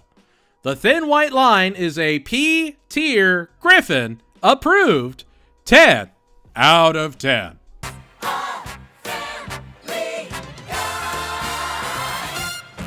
Brian decides to head out west and hit it up big in Hollywood while living with his cousin Jasper, doing assorted waiter gigs to try and get some exposure on his writing. This would be the first major instance of Brian being a writer, and man, is it better than anything that comes after it. It's definitely faster than the speed of love. It's wonderful seeing this side of Brian, this creative need that festers almost in his very core, and he's always pursuing it. He's always pursuing being this well-spoken, well-presented dog. He's trying to fight back against the stereotypes about being a dog. It's such an interesting idea. It's just, okay, the B story, man, if you didn't know anything about the time period, it could hit you from left field. The Griffins try to get Stewie onto Kids Say the Darndest Things, hosted by Bill Cosby. Yep, it ran for 3 seasons. Stewie wants to get on so he can hypnotize the world through their television screens. Brian finds some success in the nudie pictures and even gets nominated for a Woody. Of course, he tries to hide what he won from the Griffins. But he does want them to know he was a success. He does want them to know he still cares about them, and he does miss them deeply. It's a fine part 2 that never really has a proper payoff in my book. They're just telling Brian to come home, and the Stewie element really bogs the whole thing down. It doesn't have the dramatic punch that the last part did, and just sort of coasts into the rest of the season. You don't expect a ton from a Family Guy 2-parter, but hey, it did something new. It tried something unique. If nothing else, they attempted to be creative, and I applaud the effort. Family Guy was still trying to do new things at this point, and I don't know, it shines because it kept trying to break the mold. People always say, ha ha, Family Guy is just a Simpsons clone. But how many times did Santa's Little Helper battle the charms of that fresh Pow Pow? Family Guy was its own thing and was trying to be something unique. If nothing else, it was still something worth watching. Brian Does Hollywood is a lubed up and protected 8 out of 10.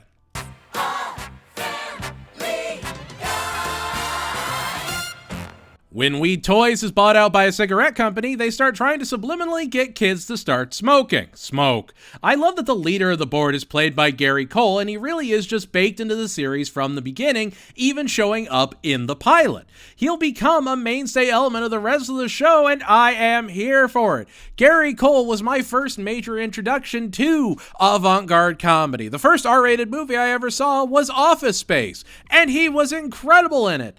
Gary Cole is absolutely terrific, and he makes this episode even better by being in it. Smoke. Peter is a useful idiot for the tobacco company, and so they send him to Washington to lobby for them to allow everyone to smoke, no matter what.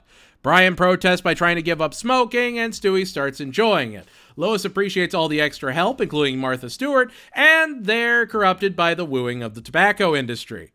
To Peter's credit, when he sees Stewie smoking and hacking up a lung, he changes his tune and tries to get Congress to enact a smoking ban again. Is it political? Kinda.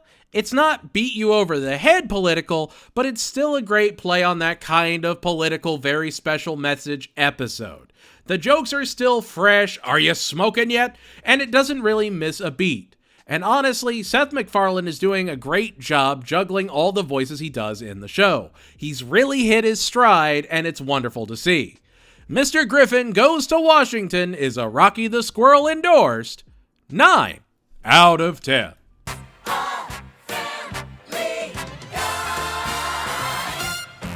After a horrible storm, it's revealed that the drunken clam has been bought from Horace and replaced with a British pub. Dun dun dun. They have cricket on the TV screens. I didn't talk about him in E. Peter's Una, but Horace would actually be played by John G. Brennan, who would also play Mort Goldman in the series. He does a pretty stand-up job. You know the voice without me even saying the voice. The British owner of the pub, Nigel Pinchley, is just Seth MacFarlane doing a kind of British accent. It's fine. The B story has Stewie trying to turn Nigel's daughter into a well-spoken belle of the ball to win a bet with Brian.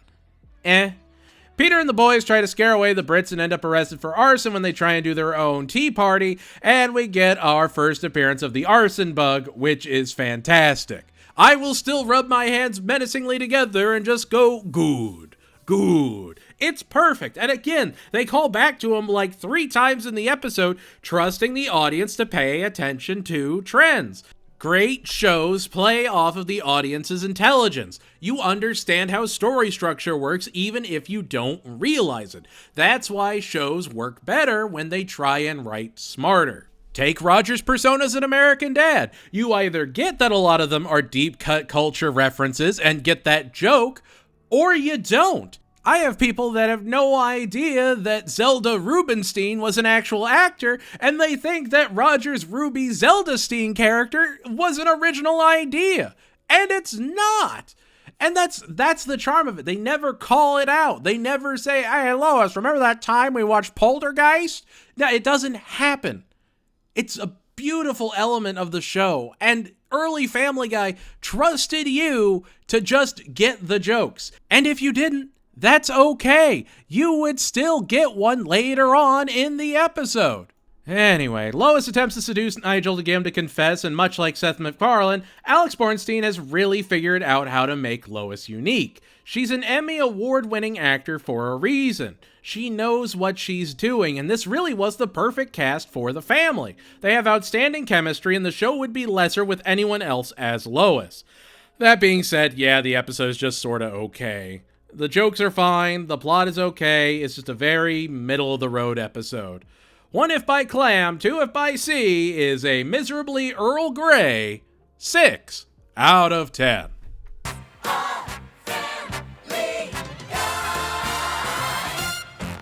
The B story has Meg trying to be cool and fit in with the cool kids by joining the cheer team. However, she fails at auditions and instead manages to join the flag-twirling color guard and, does her best. It's there, I guess.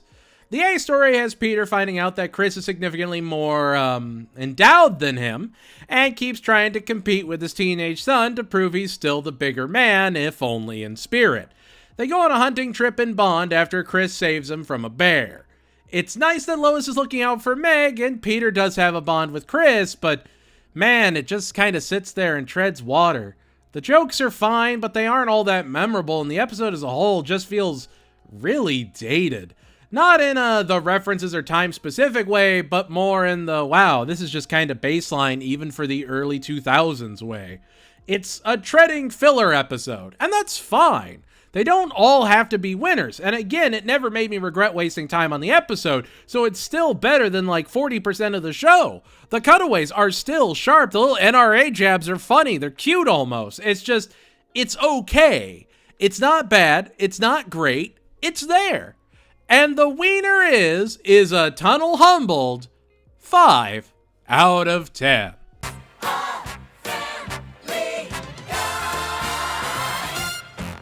It's the obligatory husband forgets anniversary or schemes to get out of it episode. It's odd that that's a trope, but here we are. Peter wants to go golfing, so he sends Lois on an anniversary scavenger hunt that never really goes anywhere. While Peter is golfing, he gets crushed by a tree and Death comes to collect his soul. Death this time would be played by Adam Carolla, the man show, the myth, the Bertram. This was around the time of The Man Show and Crank Yankers, so you could really kind of call it a golden age for Carolla, and he's honestly fine in the series. He's always Adam Carolla. You never question it. You never think, oh, wow, Norm Macdonald got a voice change. Nope, you know that's Adam Carolla, and he's fine. Adam Carolla was perfectly okay. And then he made Mr. Bertram, and I don't know what happened. I thought you had to struggle to not be that funny. It's just disappointing. Peter tries to show Death how much he loves Lois, and they go through how Peter met her. Estelle Harris plays Death's mom, aka George's mom from Seinfeld, and Peter shows Death the importance of love, even convincing Death to ask out the girl at the pet store he crushed on. We find out Quagmire was in the Navy, Cleveland was one groovy guy, and we see the obligatory Peter refusing a giant check from Carter to not marry Lois, and Death helps Peter get Peter Frampton to perform to make it an anniversary for the ages. We got the waffle stock scene, which is still one of my absolute favorite scenes. Just invest in buttery waffles. Waffles! It's great. It's just the jokes are still there. We got great backstory, and honestly, it's a funny, heartfelt episode that mocks the concept while also doing its own thing.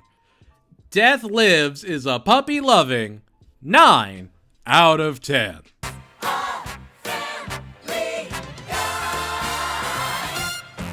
Lois starts going to martial arts classes with Bonnie and falls in love with it. Meanwhile, with the delights of fall and the leaves changing, a new terrifying menace comes to Quahog.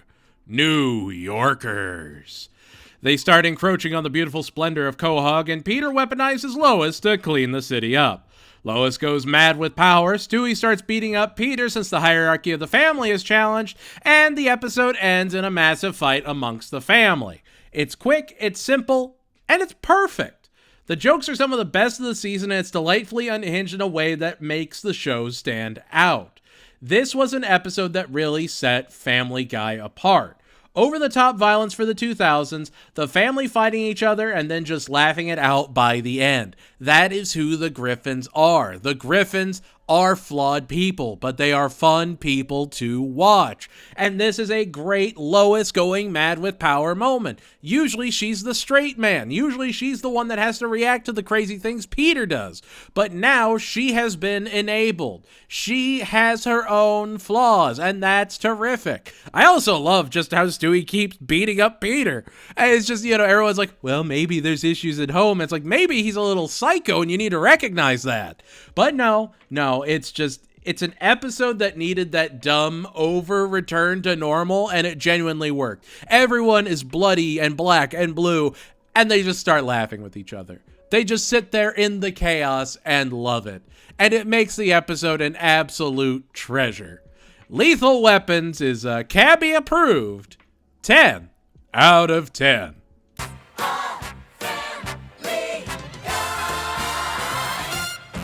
The B story? Stewie gets his trike stolen and wants to get in shape to enact justice on the older kid that did it to him. That's okay. It's perfectly, definitely there. The A story? Neil and Meg intern at the TV station to further their journalistic careers, and Meg has a huge crush on Tom Tucker, who sounds like her dad. You know what? I'll out myself here. For years and years and years, I thought Diane Simmons was played by Nicole Sullivan because she was in the show a ton. But no, she's voiced by Lori Allen. Lori Allen, the voice of Mrs. Puff and Pearl in SpongeBob. Just always a neat fact. And that's something really cool about Family Guy in general. They have a ton of big-name guest stars and got so many people to provide their own voices for their bits, like even Abe Vigoda in this episode. Granted, no one really thought about Abe Vigoda in the late 90s, but still, it's an important touch. They made a Dallas dream sequence just for the sake of one episode. How many people nowadays even know Dallas was a show before the CW revived it? That's how dedicated to the joke they were. That's how passionate they were. Anyway, Meg and Neil are afraid they're going to be taken out and share a kiss on a helicopter that's broadcast around town. Neil owns it and Meg is humiliated. Eventually they make up and are just sort of friends. It does nothing, it is nothing, but the jokes are good. That's the delightful thing about even the worst episodes of these early seasons. They are still worth revisiting. There's a lot of good in these episodes, and this might be the worst of them all. Still not horrible, just not good. The kiss scene around the world is a gym membership signing 4 out of 10.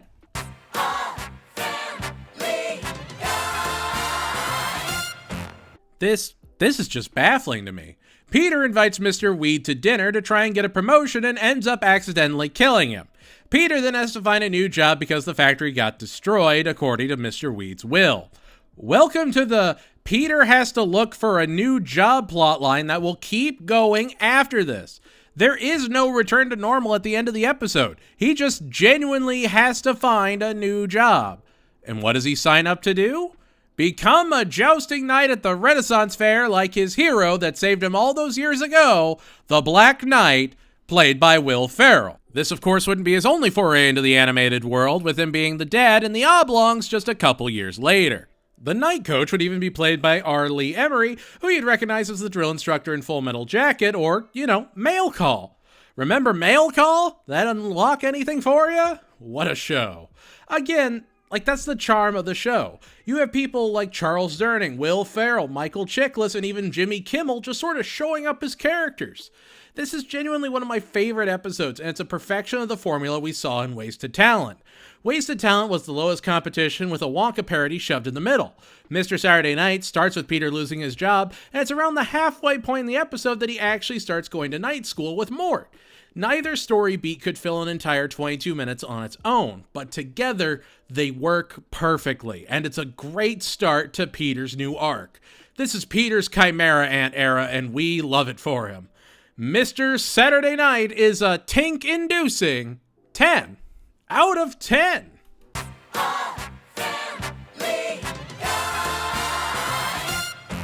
Peter's depressed and morbidly obese after not being able to find a job.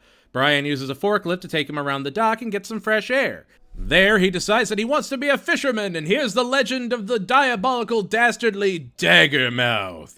Which I gotta say, he hears it from a character voiced by Michael Chiklis. And this is Michael Chiklis before The Shield, which is just wild to me. It's just, oh, that's really neat. Michael Chiklis was in a lot of early Family Guy. Now I know. And so Peter vows to catch this foul beast with the help of his friends. Meg is still uncool, so Lois decides to take her out for a spring break adventure. While they're out, Peter leverages his home to get a boat, and they go out on the high seas. We get to see Lois being the party animal that fell in love with Peter, and Meg starts to appreciate her mom as a person that used to be a cool kid. Which is really funny because I'd absolutely see this as a Francine and Haley plot in American Dad, rather than something Meg and Lois would willingly do in any recent season.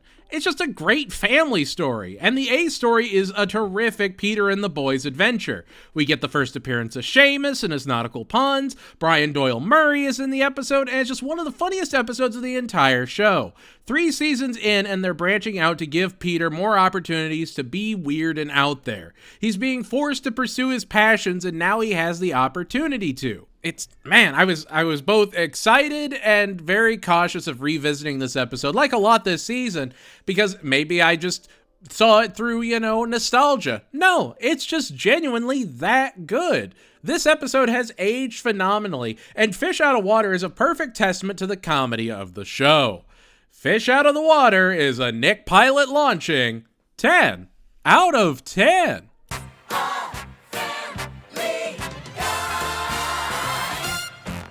Oh look, it's the episode that will impact the rest of the series going forward and actually be the plot of one of the video games. Lois' sister, Carol, is getting ready to give birth. Carol would actually be played by legendary actor and comedic legend, Carol Kane. Peter and Lois go to help her and they start to consider having another kid. When they start announcing it to the family, Stewie refuses to not be the youngest and goes into Peter to destroy his sperm to prevent any new siblings until he runs into his now legendary rival Bertram, played by the Andre dinner-enjoying Wallace Shawn. Look at that. 2 Princess Bride actors in the same episode.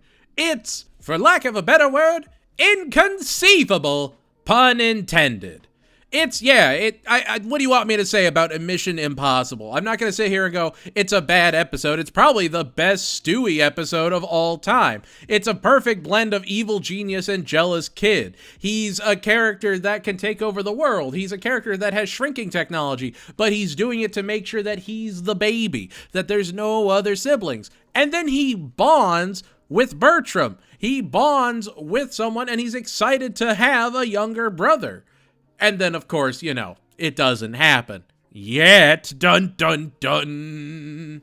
It's good. It's funny. And Seth MacFarlane really shines as Stewie this episode. He really brings him to life in a way that he doesn't really get a chance to. This is how you build those incredible ideas. This is how you write the best Stewie you can. You let him be this megalomaniac little boy, and it shines. This episode is probably in a lot of people's top 10s, understandably so. Wallace Shawn is absolutely fantastic in it. He's a great addition to the series and will be great every time he shows up again, and it's not their fault that the video game is okay. I don't think there's ever been a good Family Guy video game, but alas, Mission Impossible is a wine and dined 10 out of 10.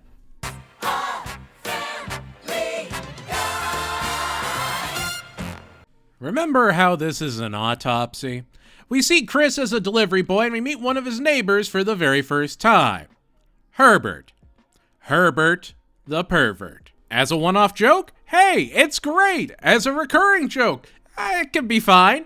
Herbert has been the focus of several episodes throughout the years and much like the giant chicken has been run right into the ground. Here though? Perfectly and completely tolerable. No notes. He's just an old pervert and that works for the joke. Anyway, Chris witnesses a robbery and confesses against the guy who threatens him, so the Griffins have to go into WITSEC and get sent down south where Peter and Brian get jobs as cops and live their best Dukes of Hazzard life. The irony of them doing a Dukes of Hazzard while being cops not lost on anyone. Chris makes a friend who turns out to be a girl and develops a crush. The criminal hunts him down, and the family teams up with their new southern friends to save Chris and Sam. Meg is the most popular girl in school, Stewie takes up the banjo, the family makes the best of their lives in the new area and actually finds happiness. And they weren't the ones that ruin it. They weren't kicked out of the South.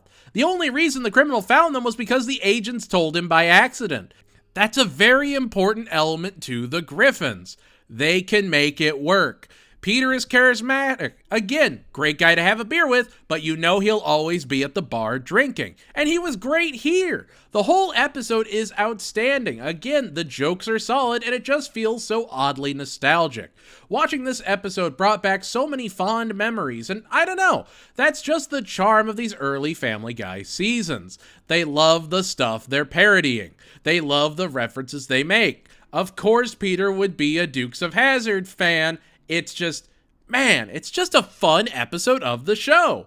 To Love and Die in Dixie is a generally flipping 10 out of 10.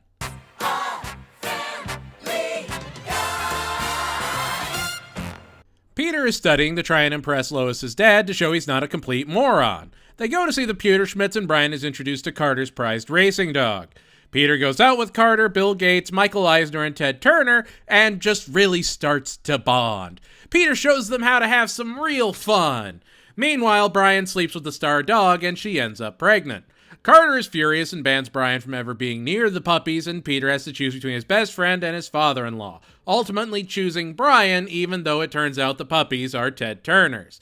The fact that the star dog can't talk just always unsettled me. It just made it all feel so off. Much like back in Brian, Portrait of a Dog, Brian makes less and less sense the more stories you have like this that just kind of get weirder and weirder. The fact that he's the only talking dog for a minute really throws all of this into chaos. There's still some good jokes, it just never really finds any proper footing. It's an episode I just go, oh yeah, that existed. Again, still not an episode I regret watching, but definitely not a standout. Screwed the Pooch is a dog walked 5 out of 10.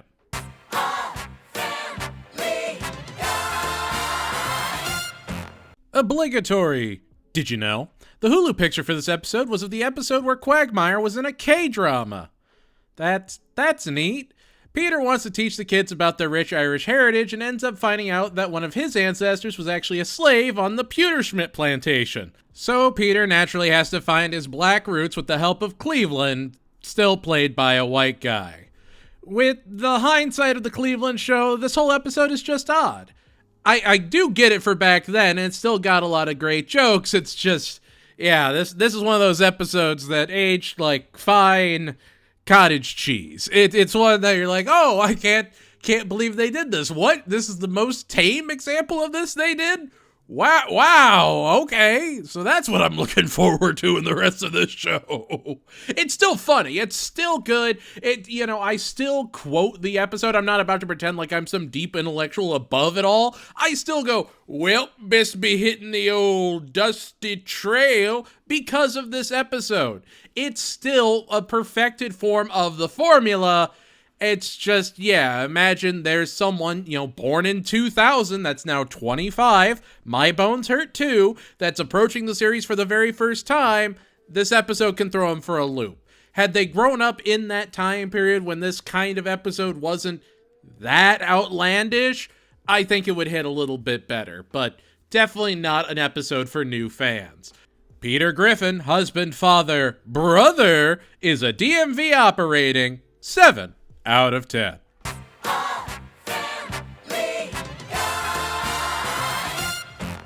After Joe isn't able to stop a thief at a neighborhood car wash, he goes into a deep depression that Peter has to help him out of. He encourages him to enter the Special Olympics and even helps him train, but when he's struggling, Peter slips him some PEDs to help push him over the edge.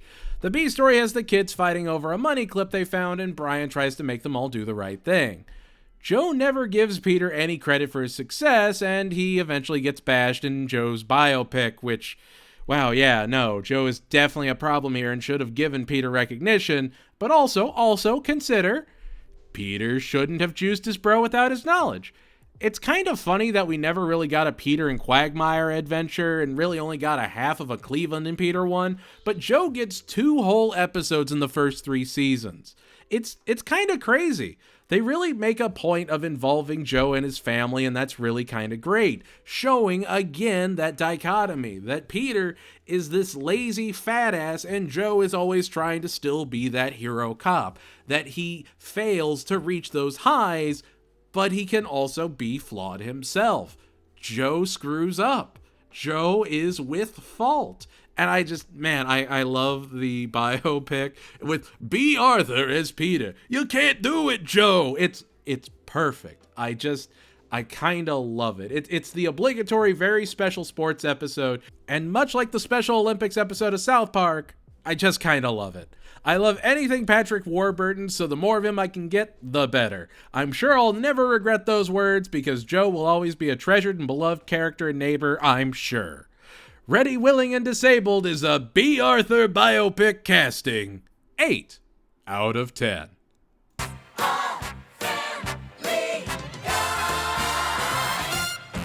It's our first Christmas special! Wait, what? Yeah, no, it really is the first Christmas special. I'm surprised there was only one in the first 3 seasons, but it really is a fantastic outing and very funny to see. When you compare it to, say, American Dad, which has several different Christmas storylines, here, Christmas just isn't a major part of Family Guy. It's brought up, there's different Christmas-themed episodes, but it's not as passionately beloved as American Dad does it. And yet, this is a fantastic Christmas outing. Stewie is baby Jesus in a manger display, and Lois is going all out for the holidays. They go shopping for presents, and Peter accidentally gives all the presents to the Toys for Tots instead of leaving out the ones for his kids. Brian forgets to take a turkey out and accidentally catches the entire house on fire, and finally Lois's wonderful holiday attitude snaps, and she goes on a wild rampage. We also get cutaways to Kiss saving Santa, and it's so great. It's got all the notes you need to hit. A love for the holidays, Peter being obsessed with Christmas specials, Lois being shot with a tranquilizer and drooling on herself to celebrate the holidays. Everything you could possibly want from a Family Guy Christmas special. And honestly, to this day, I think it's still the best Family Guy Christmas special. I'm caught up with the show. I saw whatever that Hallmark parody episode on Hulu was, and across all the seasons, this is the perfect encapsulation of what you should expect from a Family Guy holiday. I was laughing all the way through, and it checks all the boxes.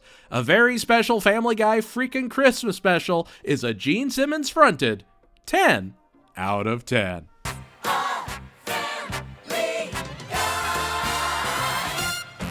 This is an episode I was genuinely baffled by.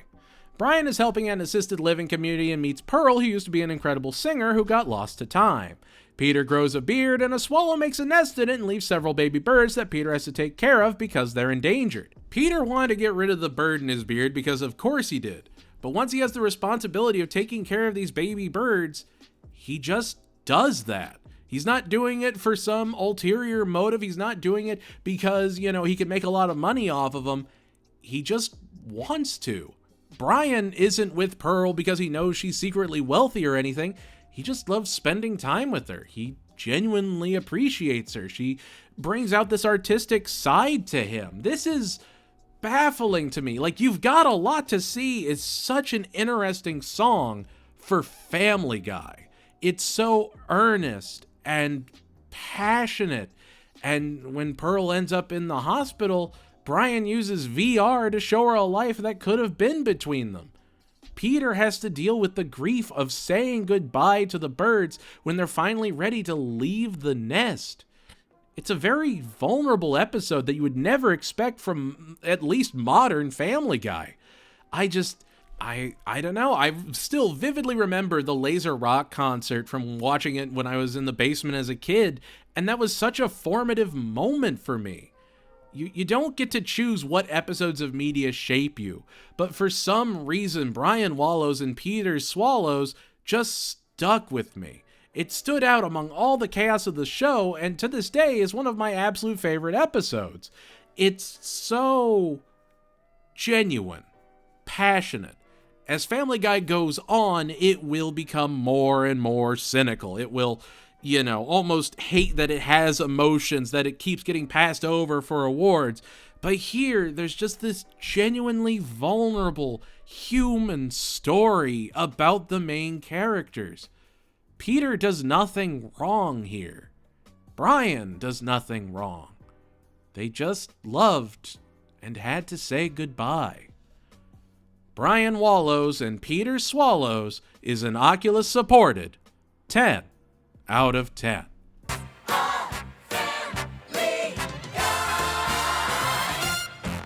Peter saves a man from drowning, and it turns out he's a nudist named Dave Campbell, played by the late legend Fred Willard, and I could have swore the nudists were in more of the series, but they aren't. They're introduced in season 3, episode 18.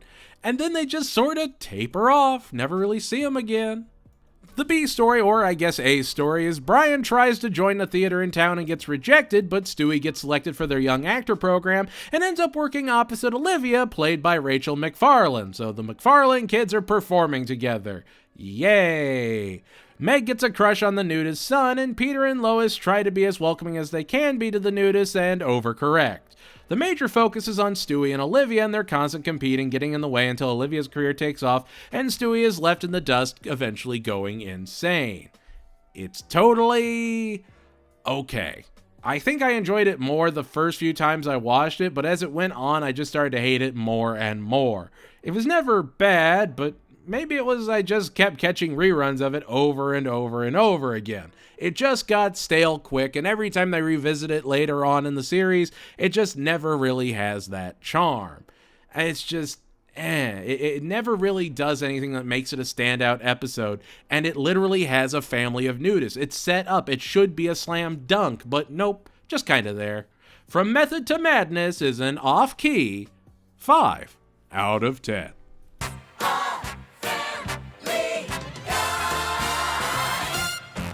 Lois bumps into an old friend at the big box store and Peter gets jealous when she agrees to catch up with him. Yay! I do kind of hate that they have like these ideas of Peter that just never go away. He's always going to be jealous, he's always going to be self-conscious, and people will go, oh yeah, well Stan does that too. I'm like, yes, they also establish Stan, and sometimes Stan isn't jealous. It's just, it feels so overdone in early Family Guy, and it's such a bulk of episodes. The B story is Brian and Stewie get stuck together with superglue and have to deal with that. Peter spies on Lois and even goes to reconnect with some exes to make Lois jealous, and eventually ends up on a date with Jennifer Love Hewitt, played by Jennifer Love Hewitt, who proceeds to fight Lois. Oh, and the glue comes off of Stewie and Brian's hands. So, you know, everybody was doing something. It's all just so It's such a nothing, dull episode. The jokes at the beginning are fantastic, and those opening bits are such an integral element to making sure an episode works, but this just doesn't do anything. Like, if you have such a strong opening, if you have laughs in that first minute, you're gonna keep that faith, that audience's trust that the rest of the episode is gonna be wonderful, and then by that third act, it just sort of tapers off and becomes such a slog. Stuck Together, Torn Apart is an adhered and annoyed 5 out of 10.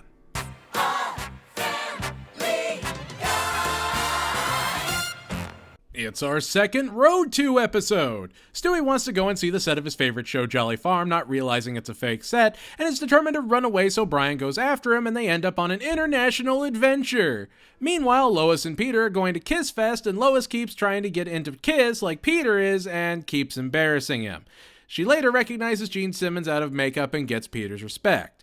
It's a quick episode to explain, but it really is terrific, and I honestly prefer it to Rhode Island. The stories just work better together, and the Peter and Lois story is much more heartfelt. It's just better than, hey, this is secretly Prawn. Have fun. You get more great jokes, you get fantastic songs, and I love that Peter is such a big Kiss fan and that they got Kiss for so many bits throughout this season.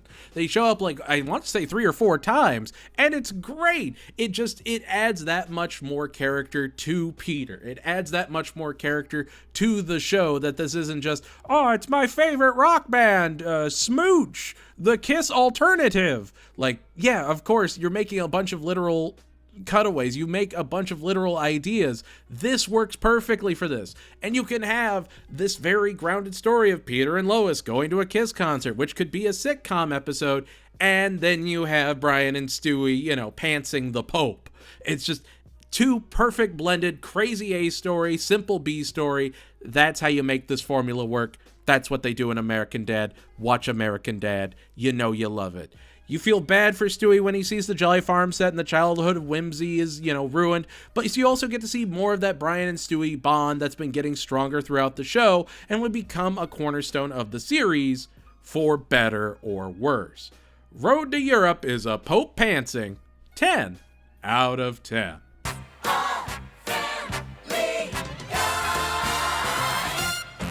It's an anthology episode. That's it. 3 different stories that aren't really connected and just kind of do their own things. Peter wishes for no bones, the family all gets superpowers, and then the adults get turned into the little rascals. The superpower story is probably the best of the 3, especially with Meg's terrifying nail-lengthening feats, but even then it's just such a forgettable experience. The jokes are fine, they are still good, it's just the way to get to those jokes is stale. It's much like, and we'll talk about this more in the next era, but the cavalcade of comedy. Just a collection of cutaways that were used in webisodes. Like that's great. I love that. But if you're gonna just do these 3 quick stories that don't have a ton of jokes to them that work, just make it a whole episode of cutaways. I'm honestly surprised they haven't done that yet. Like that would be the way to do these anthologies. Just make it 22 minutes of random cutaways. Why not? Who cares? This just did not do it for me. It's just, what if Peter wished he had no bones? Neat. Again, go ahead and tell me this is your favorite episode of the entire series. I dare you. Wildly enough, this would be the last episode to air on Fox before the series was canceled. This would be the note so many people went out on, the one where they're all just a bunch of kids. The jokes just aren't strong enough to make the shorter stories work. It's fine background noise, but never tries to climb above it. Family Guy viewer mail number 1 is a drain avoiding 6 out of 10.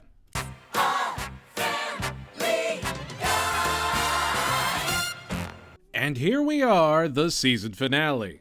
The episode that Fox didn't want to air because it might have been just a smidge controversial and or anti-Semitic. Imagine an episode of Family Guy pulled for being too anti-Semitic. Peter is backed into a corner and ends up signing up for volcano insurance. All the other guys got tax refunds, and Peter is desperate to support his family, so he sings for his desperate need of a Jewish guy to help him financially. He gets Max Weinstein, played by Peter Riegert. Max helps sort out Peter's finances, gets the family taken care of, and Peter is determined to make Chris Jewish so he never has to struggle. Ben Stein also guest stars. Lois tries to chase them down so Chris doesn't get a Vegas bar mitzvah. It's honestly so funny that this was controversial back then, that this was the bridge too far. It's so nothing compared to what the show would end up as, and honestly a great and funny way to wrap up the series' first run. This is the diversion. Imagine a world where this still remained a racy episode, where Family Guy never changed. Look back from this point, look at everything that we've been through. Wasn't this an overall fun ride? This episode is actually a fascinating study. It first aired on Adult Swim when the series went into reruns and was part of their regular rotation. That rotation saved the show. It was too much for Fox, but plenty for everyone else. When You Wish Upon a Weinstein is a dreidel spun 9 out of 10.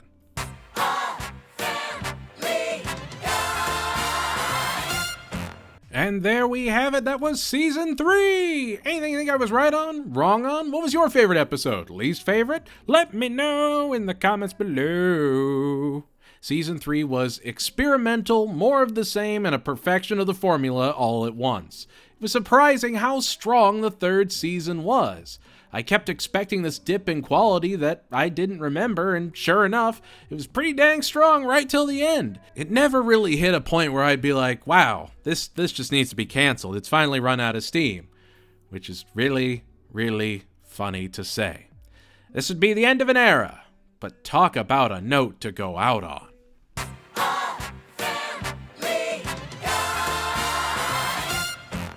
Gun to my head, if you asked me if I thought Family Guy should have been canceled after the 3rd season, I would be forced to say yes, only because I had the hindsight in knowing it would lead to American Dad getting developed, which, as we all know, is pound for pound the better show. The good and light in the series moved over to the Dadverse, and what we get from season 4 going forward is effectively the soulless husk steadily decaying in front of us in real time. Look forward to it. Anyway, that's going to do it for us here at the Lecture Hall. If you want to support the channel, consider joining our Patreon or membership programs today. $2 a month gets you your name on this fancy list full of absolute champions. Yeah, this has been an undertaking, and I am so sorry for the radio silence on the channel. Burnout has been real, and it has not been a great year for the old academic, but we keep pushing on. Please consider sharing the video if you enjoyed it, hyping it. I'm told the kids hype these days. And remember, no matter what, stay strong, keep fighting that good fight, and know that you matter. You matter. It's okay to not be okay, and just know that things will get better. A rising tide lifts all ships, and I can feel one hell of a wave a-coming. Thank you all so much for watching. You guys make this all worth it, and I promise we're going to dive headfirst into this autopsy and burst out of their chest cavity like some kind of chest burster from a sci-fi franchise. Goodbye, everybody, and I'll see you all next time.